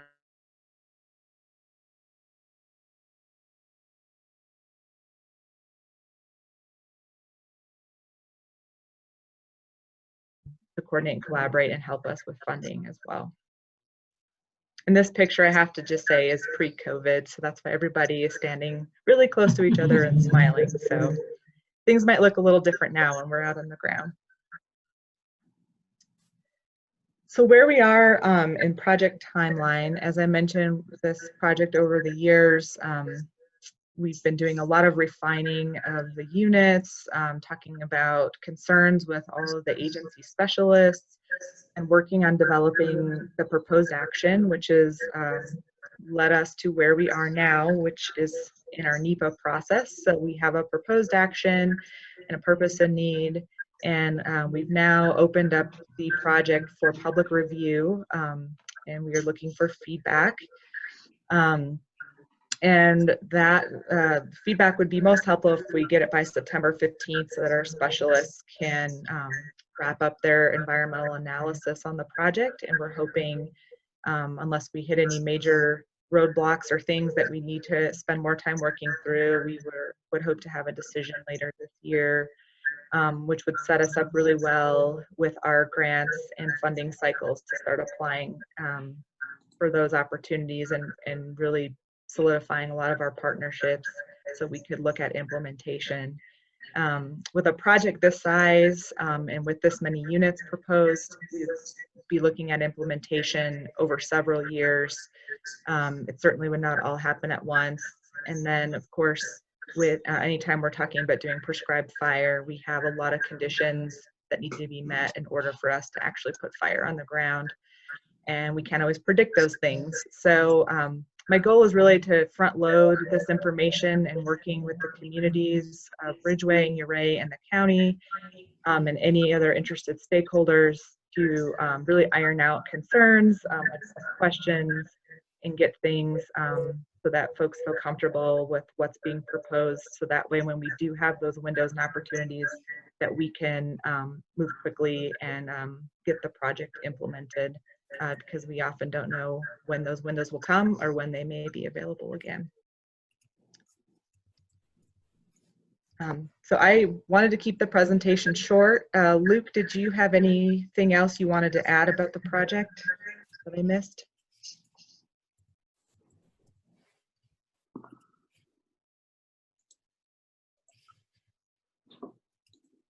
Is Luke the phone number? Okay, yeah, I can unmute myself there for a second. No, Dana, I think you covered it pretty well. It's exciting to have the project up to this point. Like Dana mentioned, we've been doing a lot of refinement and review of what we have proposed, the maps and communications with the agencies and private landowner, the Mullins. And yeah, it's really cool that we have this opportunity to improve habitat on such a large scale, and you know, we're not limited just to actions on the Forest Service, but you know, the BLM and the private property being involved too. It allowed us really to get creative with our ideas and you know, what types of treatments would work best where and for what reasons. So yeah, and we're at a spot where we're seeking comments and you know, input on our proposal. So yeah, that's all I really have. Thanks, Luke.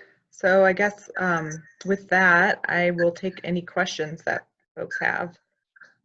Great, thanks, Dana and Luke. Anybody on council have any questions for these guys?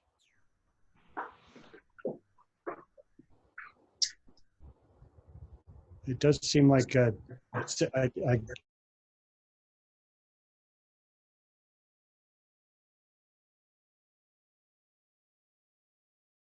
is not going to be without impacts, but I think I'd rather have those impacts than a giant forest fire later on, I guess.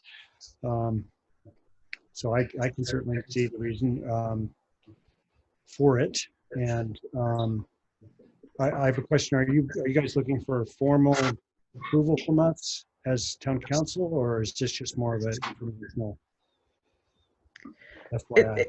It's more informational, and you know, from my perspective, I want to feel, as the person who's going to sign the line authorize fire on the ground, I want to feel good and that you guys are comfortable and supportive of a project like this. I don't need a formal sense, but the other thing that's helpful for me is because you have a pulse on really what's going on in the community and have the opportunity to talk with those individuals in your community more and share this information, so that when we get, as I mentioned, to the point where we're ready to implement, that suddenly people aren't feel caught off guard about what's happening, because it, you know, anytime we put smoke in the air, it's going to get people's attention, and it's just getting that word out and making people feel comfortable about what's going on. So that's really where I could use your help as the town council to, you know, relay those messages and the importance of why we are doing this, and that it's a positive thing. Great. That's kind of what I figured, and I agree with you. Anybody else on council have comments or questions? No? Anybody in the audience? Okay, looks like everybody feels educated. Great, thank you. I got up a lot easier than the 5G vote.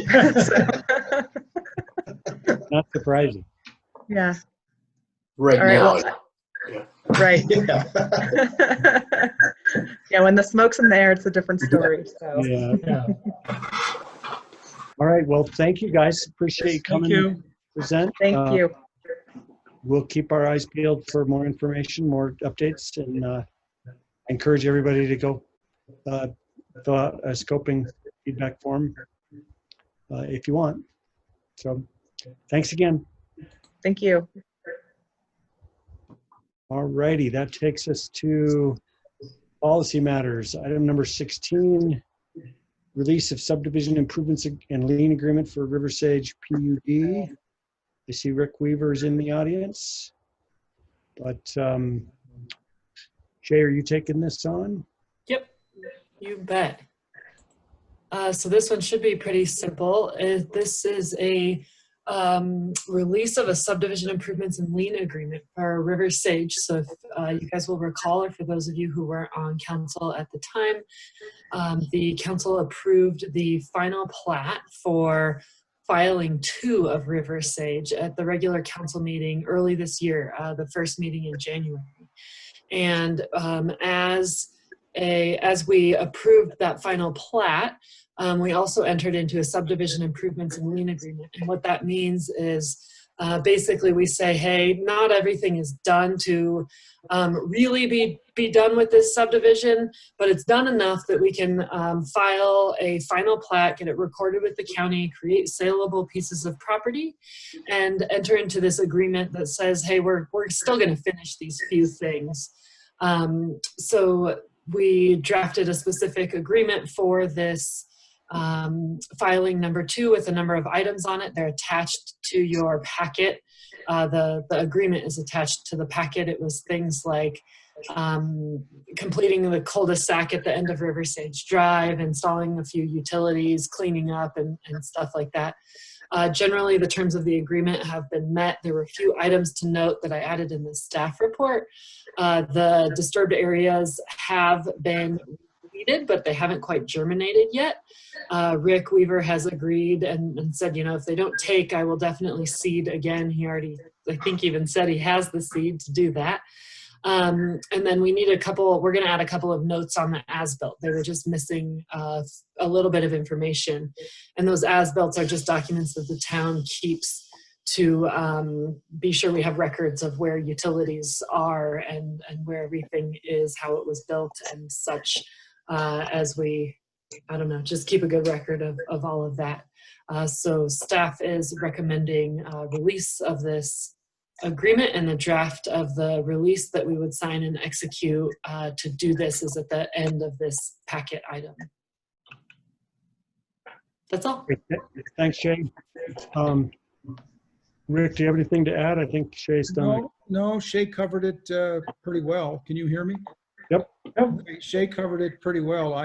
We have put the seed down, and unfortunately, we've kind of had sort of a drought the last few months, and I'm prepared to put some more seed down if necessary at the proper time. I think it's a little early for that because I would like to see some grass come up, but it hasn't come up yet. That's all. But I will put more down if necessary. I'm planning on. I'm prepared to. Probably would be sometime in September or October, I imagine. So. Yeah, kind of the ideal time to do it is right before the first storm, if you can. Yeah, when's that going to happen, John? Yeah. But anyway, no, I realize we may have to do some more, and I have some seed here, and I know where to get it, so it's not a big deal.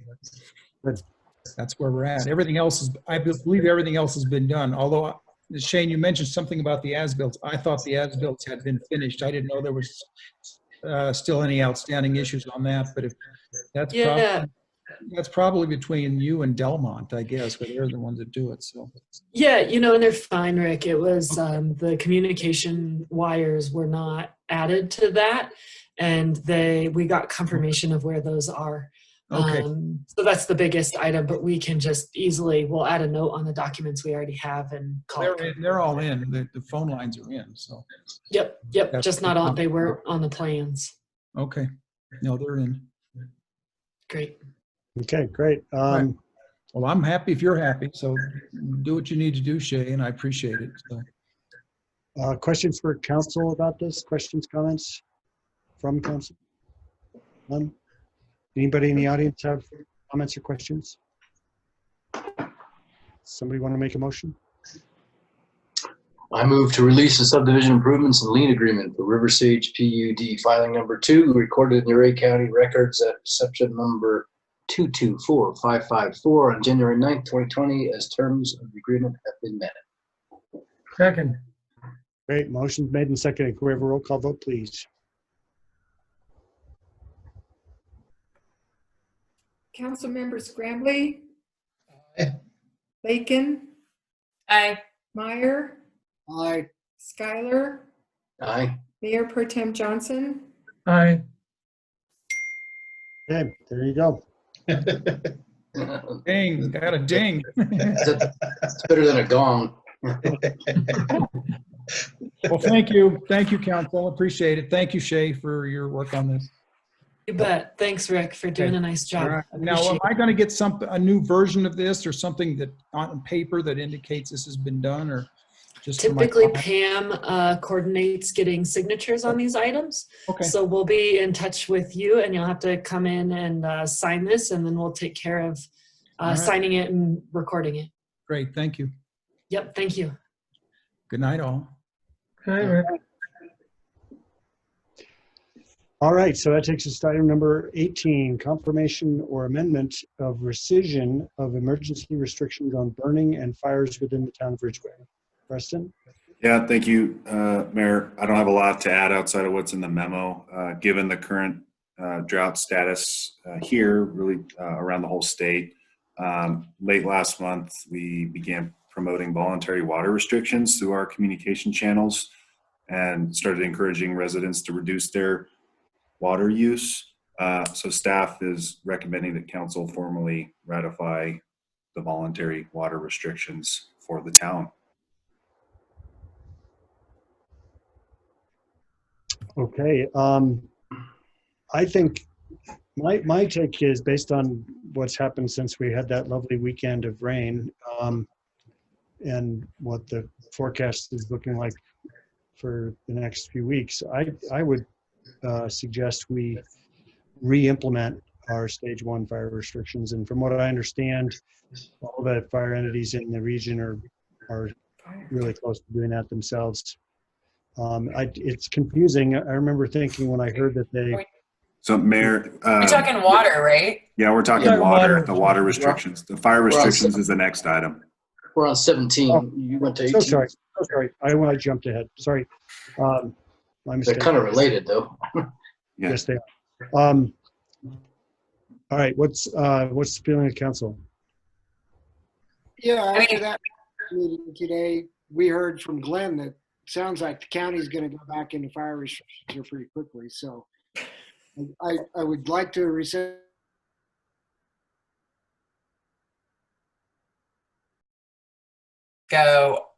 I think we should certainly formally adopt the voluntary restrictions. I think many of us are already kind of voluntarily reducing water every summer, all summer. But I do think we're at a point where formally asking that of our residents is appropriate. I agree. I agree. Okay. I move to ratify voluntary water restrictions for the town of Ridgway. I second that. All right. Motion by Terry, second by Kevin. Roll call vote, please. Council members Grambly. Aye. Lakin. Aye. Meyer. Aye. Schuyler. Aye. Mayor Pro Tem Johnson. Aye.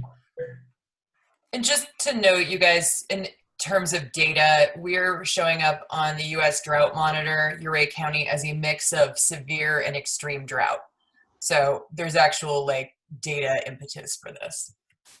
You know, this is probably not the forum to bring it up in detail, but, having recently built a house and following the building code, the only thing I have to water is the requirement for my 12 by 12 foot patch of grass that I'd put in.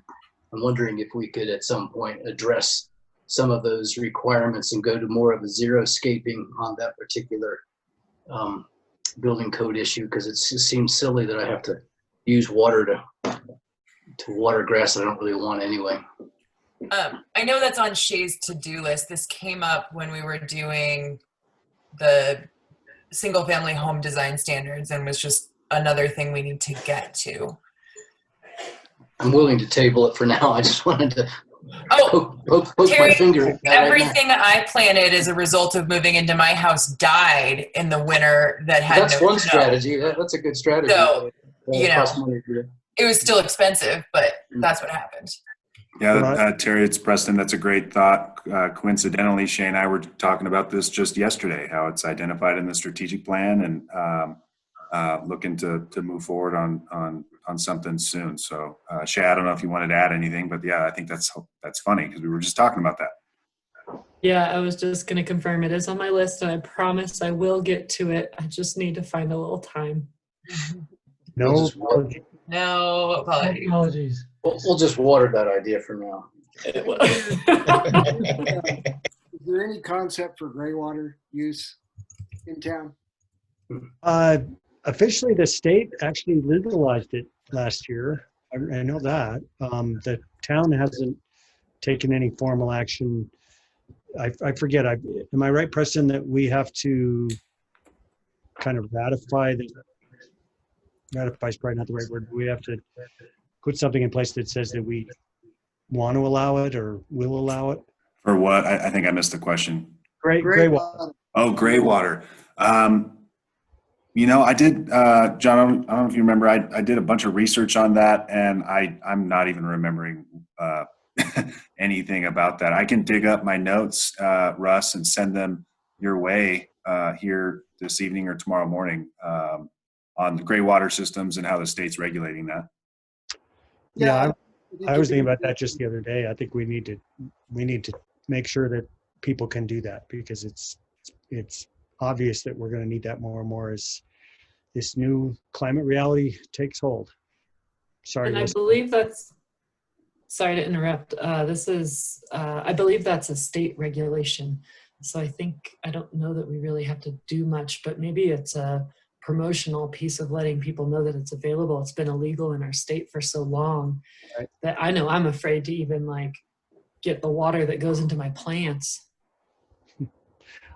My recollection vaguely was that there was some sort of ratification or action that we had to take potentially to formally allow it in our municipality, but I could be wrong. No, I think you're right, John. I remember that as well.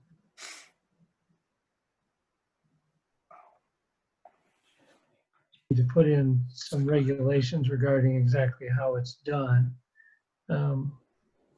For health and safety, yeah, for sure. For health and safety, yeah. And Russ, I feel like I stepped on what you were saying a minute ago. Did you have something to add? No. I was just wanting to promote it, and thinking we need to look into this and see what we need to do to. Absolutely. Krista has her hand up. Did you have something to add on this? I might have missed this. I'm sorry, I've not read through the agenda, but what are our current voluntary water restrictions? Just guidelines? It's the same thing. It's been every year where on the south side of the highway, you can water Tuesday, Thursday, and Saturday from 8 p.m. to 10 a.m., I believe. Is that right, Preston, Shay? 9 to 6, I believe. North side of town, it's the other days. And Sunday's a day off. Mondays is the day off. Nobody waters on Monday. Okay. So I thought it was something like 9 to 6. You were not supposed to water. Correct. It's 10 to 6 or something. 10 to 8 maybe. It's 9 to 6 is what I'm seeing in the stage 1 here. Oh, okay. But then it also says no irrigating between 9 and 6. Does that also apply to just watering your lawn if you're not irrigating? Yes. It does. I mean, I remember having the discussion with Jen, using a hose to water a tree or drip systems she thought could maybe be handled differently. The point is just the most evaporation happens in that 9 to 6 time frame. So it's best to not be watering any sort of sprinkler kind of watering in those hours. So I think that was the goal. The grass is half dead, so it's not going to get much more anyway. Krista, you got something else? Unmute. A point that I remember the fire department bringing up last year was, I thought pretty critical, I hadn't thought of, was that part of this water restrictions make sure they have water for fighting fires, which is huge incentive as well. I remember that from last year's discussion as well. And it's something I'm sure very few people think of. But when the fire alarm goes off, we should all make sure that any sprinklers we have going, we turn off. And I doubt very many people think of that at all. Oh, I see your hand up.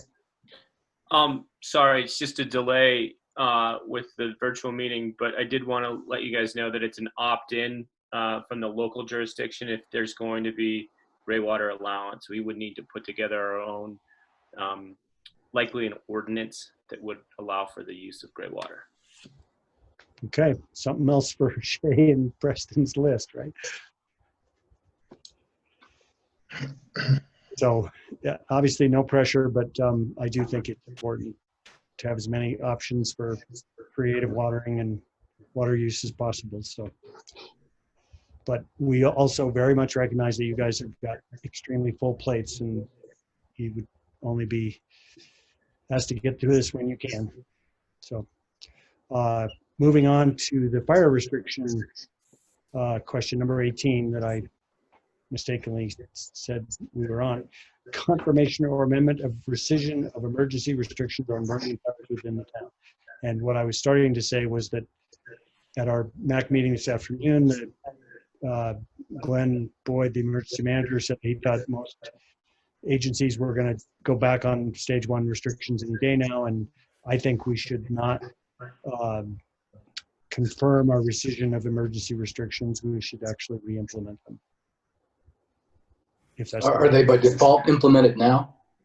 Well, Preston, correct me if I'm wrong, but I think what we did is after that rainy bit, when a bunch of the local entities rescinded them, we rescinded them as well to be in concert with them, but we needed to ratify that at our next regular meeting, which is now.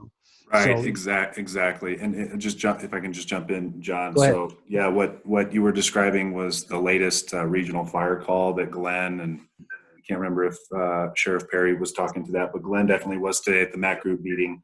And the odds are, based on the weather outlook, that next week, the region as a whole is going to enter back into stage 1. It just depends on moisture levels.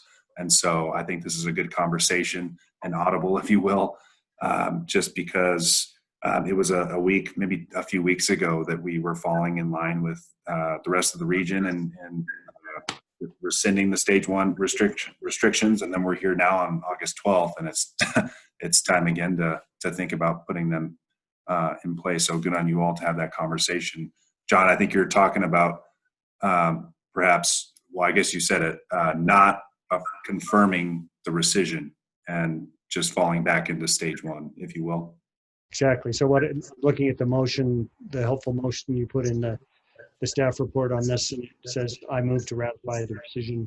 I think the motion should be, I move to cancel the rescission of the emergency fire restrictions and go back to stage 1. Does that make sense? That makes sense to me. Bo, does that make sense to you? Yeah, that makes perfect sense. Somebody can say so moved. So moved.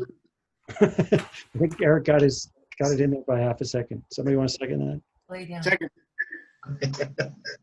Was that Russ? I think that was Russ. Motion by Eric, second by Russ. Roll call, please. Counselor Grambling, Aye. Lakin, Aye. Meyer, Schuyler, Aye. Mayor Pro Tem Johnson. Aye. Thanks, everybody. Good call. Hopefully it'll help. Pray for rain. Item number 19, authorization of staff to expend budgeted funds and enter into a contract to purchase a patrol vehicle for the Marshals Department. Preston. Yeah, thank you, Mayor. So like you really just described, we're asking council to consider authorizing staff to expend budgeted funds to purchase a patrol vehicle for the Marshal's Office.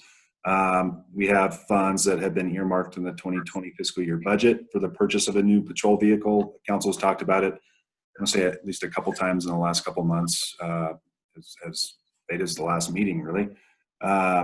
And right now the marshal's office has 3, what I'll call them fleet vehicles that are used constantly by the marshal and the deputies. And I'll let Shane talk to it. I think Shane, I'll unmute him, but the department really lacks a reliable backup vehicle for times when one or more of those vehicles breaks down or needs some sort of maintenance. And so the vehicle that we're currently exploring purchasing is a 2020 Dodge Durango, all-wheel drive, at a total price of $42,960, which is below the budgeted amount, which was $45,000, I believe. And this is all in the memo, but given that we're comfortable, at least staff-wise, I feel comfortable speaking on behalf of staff. We believe our finances are in good enough condition. The vehicle was budgeted, and Shane has continually expressed that need for a new vehicle. We don't have any reservations about moving forward with that type of expenditure at this time. So Shane, I see you're unmuted now. I welcome you to make your comments. So, we've kind of briefly touched on it before, and where we're at is if we have a vehicle go down, we don't have a backup, which would make the use of the other cars, where they'd be running at some points 20 hours a day, which makes that even more critical in the aspect of then the potential for that going down. We do have the oldest vehicle in the fleet right now is entering in the 90,000 mile range, and it's also a hybrid vehicle, which, the potential for costly repairs and an extended amount of downtime is there. Say the batteries were to go out in it, or it had some other issue with an electric motor and a gas motor in it, in conjunction, working together. So where we're at is, in my opinion, is that would ensure that that vehicle can be used by the part-time officers and be used in the event that we need to pull the other ones out of service for maintenance and that kind of stuff. So I think it's a good point to get that vehicle and ensure that we have several of them we have the use of them. So if anybody has any questions regarding our current situation or what the new vehicle would come equipped with and everything, I'm happy to take those questions. Okay, anybody have questions for Shane? I spoke to Shane about this privately, I don't know, a couple of weeks ago, and it's too late for this round, but I'm an electricity pusher, and I would like to see us gravitate towards a all-electric vehicle. We at San Miguel Power have experimented with the Tesla and finding it to be a really good vehicle with absolutely no maintenance at all. There's just no maintenance, no oil to change. The cost of ownership on it is much less than a fuel vehicle. So possibly for the next round, next time we look at a sheriff's vehicle, we ought to seriously consider that. Of course, you put in a charger, which there's one right across from the offices, and the fact that the town is totally green means you'd be filling it with renewable energy instead of fossil fuels. So it's consistent with our master plan as well. Thanks, Terry. I was gonna make the same point. I always liked that we had a hybrid long before other communities did. I understand hybrid's not ideal in some ways, but an electric vehicle, we should be, I've had people reach out to me by email, advocacy groups say, that are asking us to commit to an all-electric vehicle fleet by 2030 or something like that. I think it's a valid goal. It's we've just been talking about this drought, and climate change is is happening. We see it out our windows, and anything we can do to counter You know, that. the governor, of course, is pushing that, and we have through our relationship with Tri-State a number of massive incentives. I'm working with the city of Uray to replace their charger at the hot springs with various grants, and we can bring the price down of the chargers considerably. But like I said, the cost of operation of the vehicle is probably less than this vehicle over the lifetime of the vehicle. So it's definitely something to consider. The SMPA will have a lot of incentives involved, and it's just we're gonna see more and more of them. We've got I think just Teslas alone, there's 55 Teslas in our service territory right now, which is pretty amazing. Is that right? Yeah. Terry, based on our conversation, I went back and kind of researched, and the one thing that I found with the Teslas is they are reasonably priced, in about the same range of what we're paying for this new car cost. The only thing that I found was a negative right now, and when the discussion comes up, for future replacement cars. The problem right now is the police equipment to go in the cars is not readily available, and it has to be adapted, which comes at a lot higher cost to put in, like the partitions and the radios and that kind of stuff, because of the all electric vehicles. But hopefully by the time we want to look at that on down the road, those costs will come back in line with, but the vehicle purchase, they're very reasonably priced, around the same price range as the gas vehicles. I was surprised to find. And they're all-wheel drive, and they've got all kinds of features. But yeah, I think if Tesla, Well, hopefully, and other smart, they'll start looking at fleet vehicle sales and making those kinds of modifications available at with like you mentioned, the governor pushing that, we need some bigger cities to make that jump and bring the economy of scale for those adaptations to come into play. Right. Especially on fleet vehicles like that. Yeah, I mean, actually, from what I've seen about Teslas, the biggest drawback in my view is that giant touch.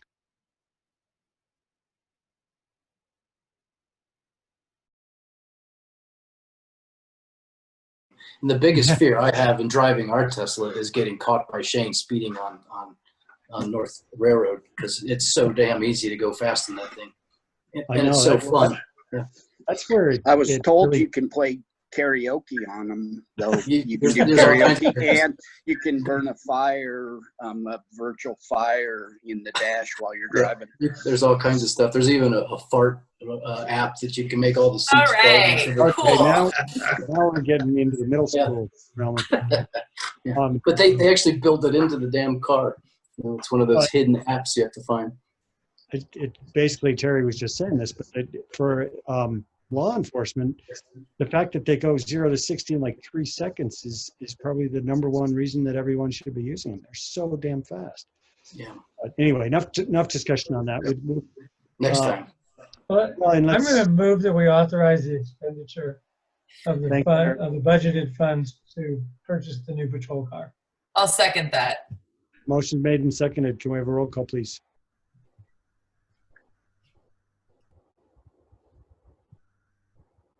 Sorry. Counselor Grambly, Aye. Lakin, Aye. Meyer, Aye. Schuyler, Aye. Mayor Pro Tem Johnson. Aye. Okay, there you go, Go, Shane. Shane. Before we get too far from that, I want to ask a question about something we went through, I believe it was last year, when Tesla approached us about putting in a supercharger station or something like that. Right. Whatever happened to that? I know we responded and just died on the vine, or? Well, my recollection, and correct me if this is probably before Preston's time, if I'm not mistaken. But my recollection was that they were very specific about where they wanted it and how they wanted it configured. And we basically said, we're not interested in that particular location and configuration. And if you're willing to talk about other options, we'd love to to move forward, and that's not the way they work. So they basically were. Just FYI, the same thing happened in Telluride. They were putting pressure on people to put one up by Society Conoco, and just it was too restrictive. So they're putting in. Actually, the owner of Society Conoco is putting in a double station, but it's not a Tesla fast charger. And it's solar powered. He's got solar there now too. Cool. So Russ, yeah, I think unfortunately Tesla's kind of a little. I can address that. Pam? This is Pam. I can address that. I was the person that met with the representative from Tesla and got my first ride in a Tesla. And they were looking actually between Grand Junction and Durango. And they were looking for the best location as far as how many people they were going to be able to service also. So I would think that they've probably already made their decision, and it's in another location. Might have had more people that would be using it. All right. Thanks. Yeah, hopefully it'll come back around. All right, that takes us to item number 20, review and action pertaining to order extending the declaration of local disaster in and for the town of Ridgway related to the COVID-19 pandemic. Preston? Yes, sir. This one's the same as it ever was. Looking to extend September 10th, although I think I put it in the memo, but Bo and I were discussing this and whether or not we actually, should be recommending that it be further extended, what have you, and I can let Bo give his 2 cents. But the one issue that we both kind of honed in on was the electronic participation policy. If and when the time comes that we feel, or council feels, that we don't need to extend this declaration any further, and so Bo and I will work to amend the existing electronic participation policy so that you all and all the other committees of the town can meet virtually without the requirement of having a disaster declaration in place, if that makes sense. So that's not to say that we don't think that it should be extended now, but it may happen in the near future, and we'll let you know when we don't recommend that it be extended any further. Bo, anything to add? The only thing I'll note is that we felt like it would be good to keep the declaration in place through the start of the school year, just in the hopefully unlikely event that there was some sort of issues that presented themselves. And then we could look at the September board meeting with potentially introducing a new electronic participation policy, but potentially going out of the declaration of a disaster. Can I weigh in here? Yeah, go ahead. So I was actually, as I was looking at the agenda, I was actually like, I'm really wondering whether we should just be doing this in 90-day increments instead of 30-day increments. This pandemic is not going away. And I think as schools come back into session, I think we're going to see some significant surge in cases. And additionally, when flu season hits, it's going to be a mess. And I think it's going to make last March look like a picnic. So, and this is coming from me, who's generally an optimist. I just think that this winter is going to be really rough, and I don't know that it makes sense. I just can't see rescinding this declaration anytime in the near future, not until there's a viable vaccine potentially or some sort of viable treatment. Can Preston remind us, besides the electronic participation policy, what all is affected by this declaration? What occurs as a result of it besides the participation policy? Right. No, that great question, Terry and Eric. Really appreciate those comments. And in my, I'll express my opinion, and I largely want to defer to Bo, but my opinion, or the way I've kind of seen this declaration, is it's necessary to have it in place, especially if you're going for FEMA reimbursement on certain things. Well, that's not going to be the case here. So, just because our expenses have been minimal and it's very cumbersome going through that FEMA process. And also we have the CARES Act funding that's been allotted to us. So that's my 2 cents a little bit about what the benefit is.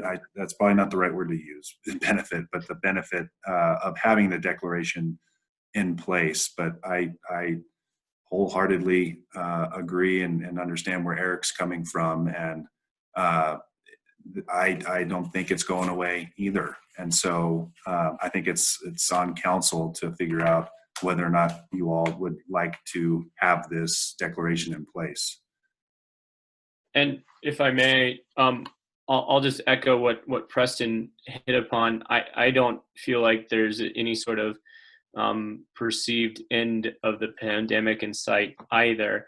But I think it's important to delineate that from what we're operating under here with respect to the declaration of the local disaster. The primary function of the declaration is that it empowers both John and Preston to make some unilateral decisions without consensus of the Board of Trusts of the council in light of the emergency that we're, quote unquote, operating under. And when we initially went under the declaration in March of this year, there were certain things that John and Preston had to do unilaterally, like closing town hall, like putting together the electronic participation policy, some of those things. And so there was a need for some of that kind of unilateral action with ratification by the council. However, this has played out a little bit slower now, and not necessarily an emergency, an emergent basis. And so that would be the only thing in terms of removing some of those authorities, if you will. And then, as Preston indicated, our receipt under the CARES Act, that's going to be under the IGA that we have in place at least through 2020. So I guess my question is, and I guess based on those comments, is there a downside to rescinding it, to not rescinding it? I mean, I think it's more of a public policy concern in terms of, us, if one, whether or not we feel like we need those orders and that authority to act. Two, if there's a concern from the public, if they feel like there's not an emergent consideration that we need to be aware of. And I guess the last thing that I'll weigh in on is, as we have these discussions, either opting in or continuing it or terminating it, I always do feel like it is a good time for noticing and getting our message out, both to the public and having that on the agenda so that people can know where we're coming from. I think we're kind of at a place where this is a little bit of public messaging, right? We are stressing the need for people to wear masks. We are stressing the need for people to take precautions and reduce contacts and do all of those things as a serious pandemic fatigue is setting in and people are tired of doing what they need to do. So to that end, it makes a lot of sense to have a disaster declaration in place and be like, no, we're still in the thick of this. On the other hand, is this our new normal? Is it not an emergency, but rather our new current state of being? It just kind of depends on, I think, what message we want to send as a council. I mean, I think that's a great point, Beth, and whether or not this is the new normal. I'm just not, and that may be a great conversation and a great concept next March, as this thing's a year down the road. I'm really concerned about this winter. Dude, I'm going back to school in 2 weeks. I totally hear you. Yeah. Well, based upon what Bo was saying, I think enabling John and Preston to have that unilateral ability to make I guess there's limitations to it, but seems that by itself is worthwhile if that's the delineating, function of this declaration. I agree. Yep. And to Beth's point, it helps, backstop our message, our attempts to keep everybody safe, to have this behind it. Yeah, I mean, I think that's the main thing I'm hearing here is in this discussion are we truly still in an emergency? I think there's no doubt. It's exhausting. It's nothing but uncertain in the future, but it's still, without question, a serious emergency. And Eric's just pointing out how much more serious it could get this winter. And with that way of thinking, I wonder if maybe we should do as Eric suggested and extend it to 90 days instead of 30. I don't know. Bo, do you have a feeling on that? No, I mean, I completely understand where you guys are coming from, and it's absolutely your guys' discretion. I just think that it's important that we pay attention to it as we have been. So. Yeah, I think we've been really responsible about it. I think, especially, in the first few months, it's like, well, throughout the whole thing, the level of uncertainty has just been mind-boggling. And because of that, that's been the reasoning behind, I think, having a 30-day ratification schedule is just, we never know where we're going to be in a month. But I think we're pretty clear here, or 6 months plus into it, that it's not going away anytime soon. And as Eric points out, it could very well get a whole lot worse. And on that basis, I'd recommend we go ahead and, if we can do that tonight, make it a 90-day. Why not just go through the end of the year? I mean, just go through calendar end of the year. We can always rescind it if there's no emergency, but like the sports community is, I think college football is being postponed till at least the end of the year. It seems like that's becoming a milestone that others are adopting, or a time. I'm open. I'm open to that. I think that would speak to some of Eric's concerns about the beginning of flu season and school starting. There's a lot of things between now and the end of the year that will certainly affect trajectories. And we can always rescind it. We can always pull it back, right? Right. Yeah. Yeah, it can absolutely.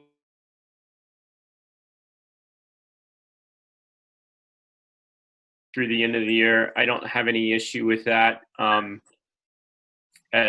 That being, frankly, tonight's meeting. So, my only concern with extending to the end of the year, or 90 days, or anything like that, is addressing a lot of those emails that you shared with us, John, and a lot of the negative impacts. I don't think this will necessarily play out well with a lot of those folks.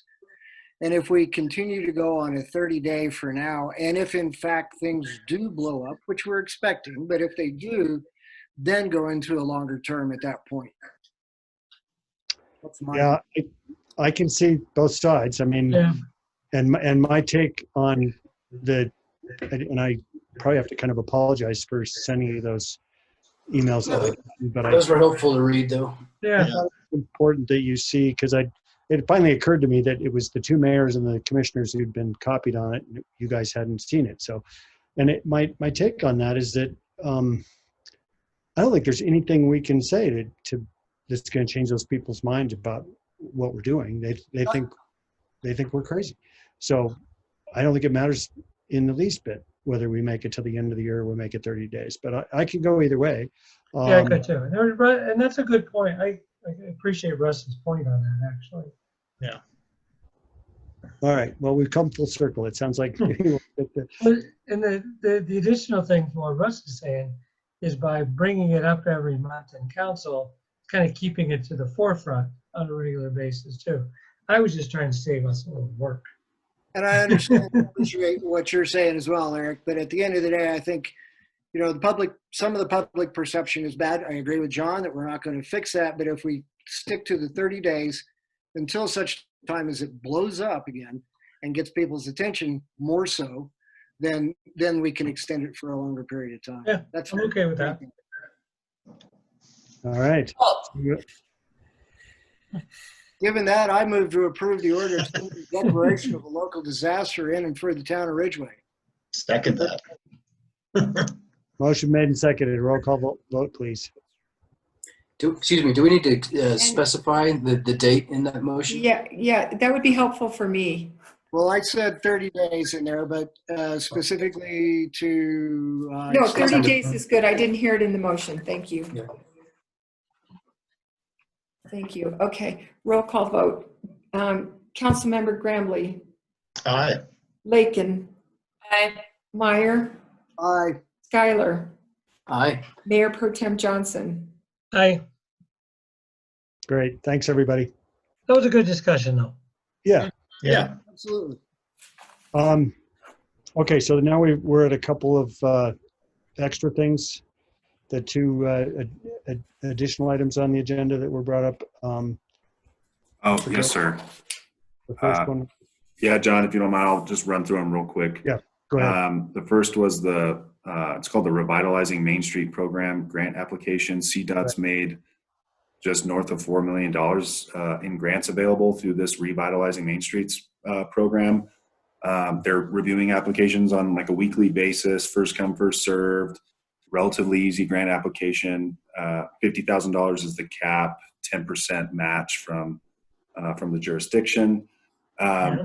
So met with staff a couple weeks ago. John was in that conversation about what maybe we could leverage and what we could apply for. So Chase and I are trying to shore up an application requesting funding to improve stop bar and crossbar markings on the town's paved roadways, including Sherman, and then the bike lane delineation along Sherman through the town core with better identifying bike lane sharrows, pavement markings, whatever you want to call them.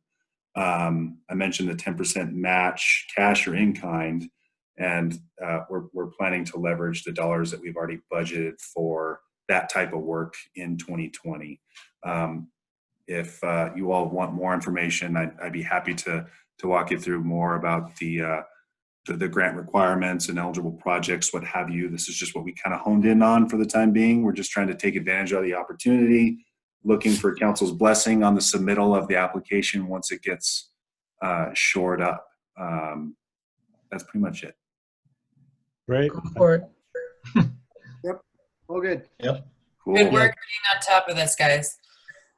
Yeah, that's the 10% match thing is really cool. And correct me if I'm wrong, Preston, but we could use our Main Street 5,000 as the match. We could, we have funds budgeted in the general fund, but you're asking about the Main Street grant program or the business grant program? Yeah, I feel like we talked about how that could possibly even be the match. Oh, doesn't matter. It's such a small match. I don't think it's It's such a good deal for us that, it's a great thing. So do you need a great. motion? No, I think everyone nodding their head and saying cool will suffice. So thank you very much. Okay. The CML policy committee was that second item. So CML is in the process of soliciting appointments from the member municipalities. Ridgway is one, to the policy committee. Each member municipality is entitled to designate one rep to the committee. I don't looked through the roster a couple times, and John kind of confirmed on our conversation the other day that roster doesn't show any members from Ridgway. So we're thinking to bring this up here in this forum to see if there's any interest by anybody on council to serve on the policy committee. Some municipalities have the primary rep and then even an alternate. That's not required. It's just one rep. It could be the minimum there.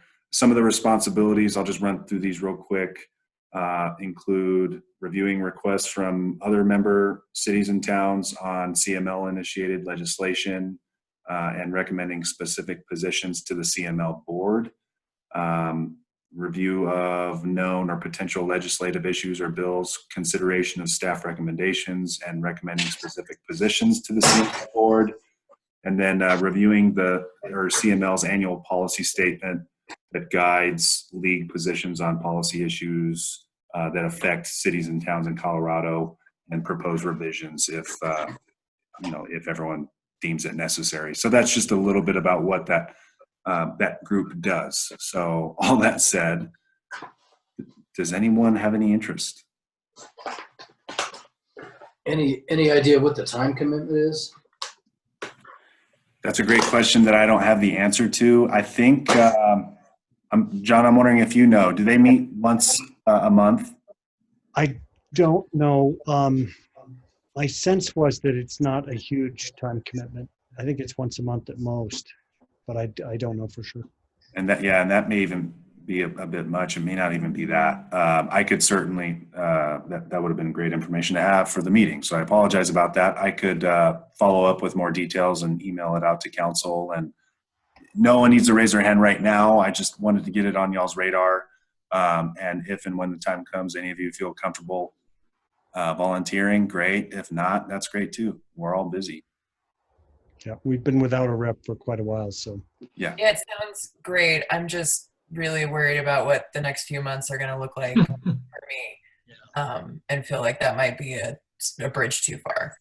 Sure. Understood. So we can't volunteer Beth then? You can try, Terry, but I don't think it's That's like for me, like a hard no. Tessa's not here. So I was gonna say, Tessa's not here. Yeah, right.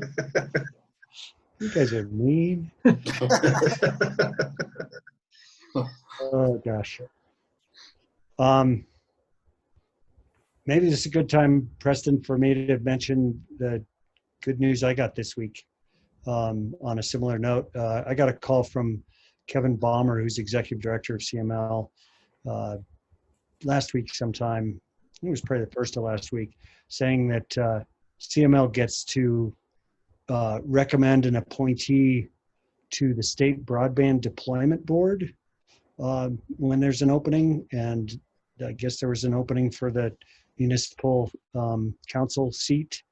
And one of the CML employees, Brandy DeLang, who's since left, but she and I talked a lot about broadband in the last couple of years.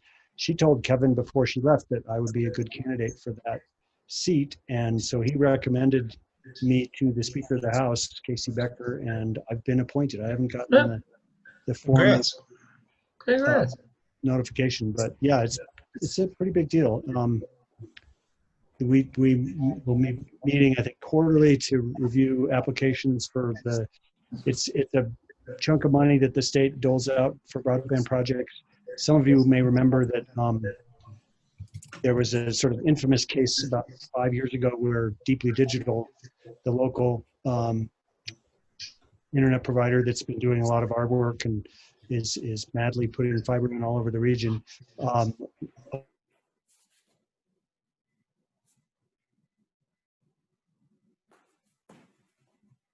providers, which means entities like CenturyLink and the cell companies, to claim a right of first refusal and ask the deployment board to reconsider.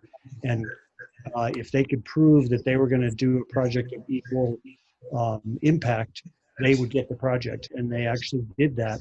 But the weird thing is that Deeply Digital's project was all fiber and CenturyLink's was all DSL. It was all copper. And it created a huge stink. It was definitely a political debacle.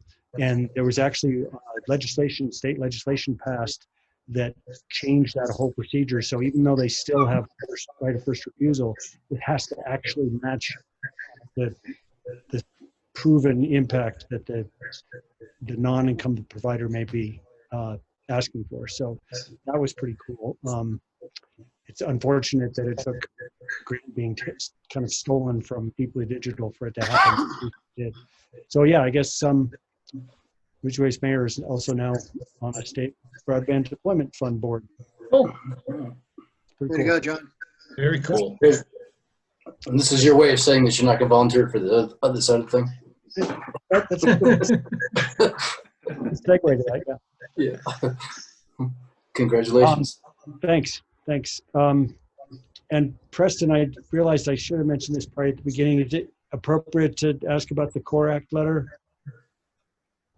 Oh, on the Oh, yeah, I don't see an issue just mentioning it. Yeah, to council. Okay, so you all saw Deidre very nicely forwarded that the Great American Outdoor Act was passed and the Land Water Conservation Fund was fully funded permanently, and a huge chunk of money was given to fix a backlog of infrastructure projects at our national parks. Really a big deal. Everybody's wondering how that happened in the Trump administration, and it appears it's almost exclusively to help a couple of Western senators, Cory Gardner and a senator in Utah, I believe, help them get reelected. But alongside that, the CORE Act, which I think most of you are familiar with, is anybody not familiar with the CORE Act? No. That's something that was passed in the House a couple years ago, and with the help of Representative Neguse and gosh, who's the other? I guess it was Bennett and Neguse. Senator Bennett and Representative Neguse co-sponsored it. Got passed through the House, and then Neguse actually, he's the Boulder representative from Colorado, Boulder district. He actually got it added to the National Defense Authorization Act that was forwarded to the Senate in the last week or two. And that was kind of a big coup. And so the Mountain Pact is now asking for letters of support to try and continue to nudge Cory Gardner to support that, staying in the NDAA and actually possibly getting the CORE Act approved as part of the NDAA approval later this year, possibly not till the first of the next. So that's a long-winded way of saying she's Anna Peterson of the Mountain Pact is asking any Mountain Pact communities if they can submit a letter of support to forward to Senator Gardner to try and get him to step up in favor of the CORE Act. Are you guys interested in supporting that? What's that? They're all good with that. All good with that? I see thumbs up all around. Preston, do we need a motion? No, I think consensus suffices, but I mean, you want a letter drafted from the town council? Is that what you're looking for? That you don't need to do it. I can, using Anna's template, I can come up with it. Okay, well, great. Yeah, then I think everyone's thumbs up suffices. Bo? Yeah, I'm totally fine with that. Okay, cool. Thanks, everybody. All right, that takes us to the home stretch. Written reports. Everybody got a chance to review town manager report? Anything you want to highlight in there, Preston? Well, looking at the late hour, there's a lot of great information in there. So happy to answer any questions. I hope everyone had a chance to look through it. Want to know who didn't? Bo, because he doesn't take my calls because I think he was disappointed by the joke this time. So there's that. He's under such pressure on that item though. Yeah, but the budget schedule, the very next item after the report, wanted to call your attention to that.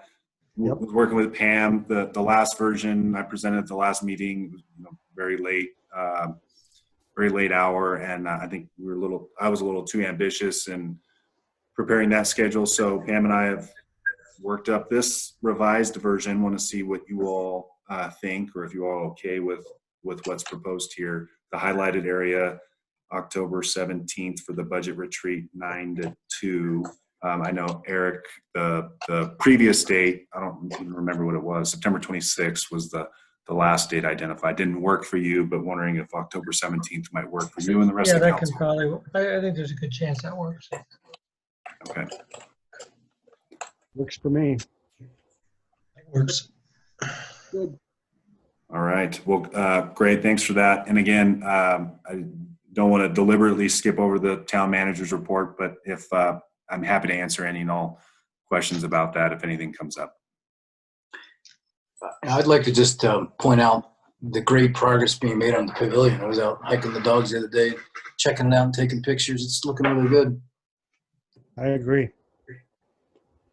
And anybody wants to can volunteer to stain ceiling boards next week. I'm on the list. Yeah. Sweet. Cool. Yeah, thanks for pointing that out, Terry, and kudos to whatever town staff's been involved with helping with that. It's looking really good. It's all Shay. Shay. All Shay all the time. All Shay and all the time. That's not true, but thank you. Yeah, we love you, Shay.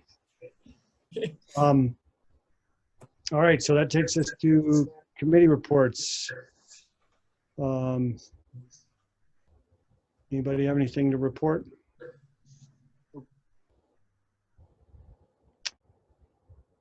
Seeing none. Beth, I had a question for you. When was the last CC4CA meeting, or what's the status of that? There's a board meeting. I have to look at my calendar. Hold on.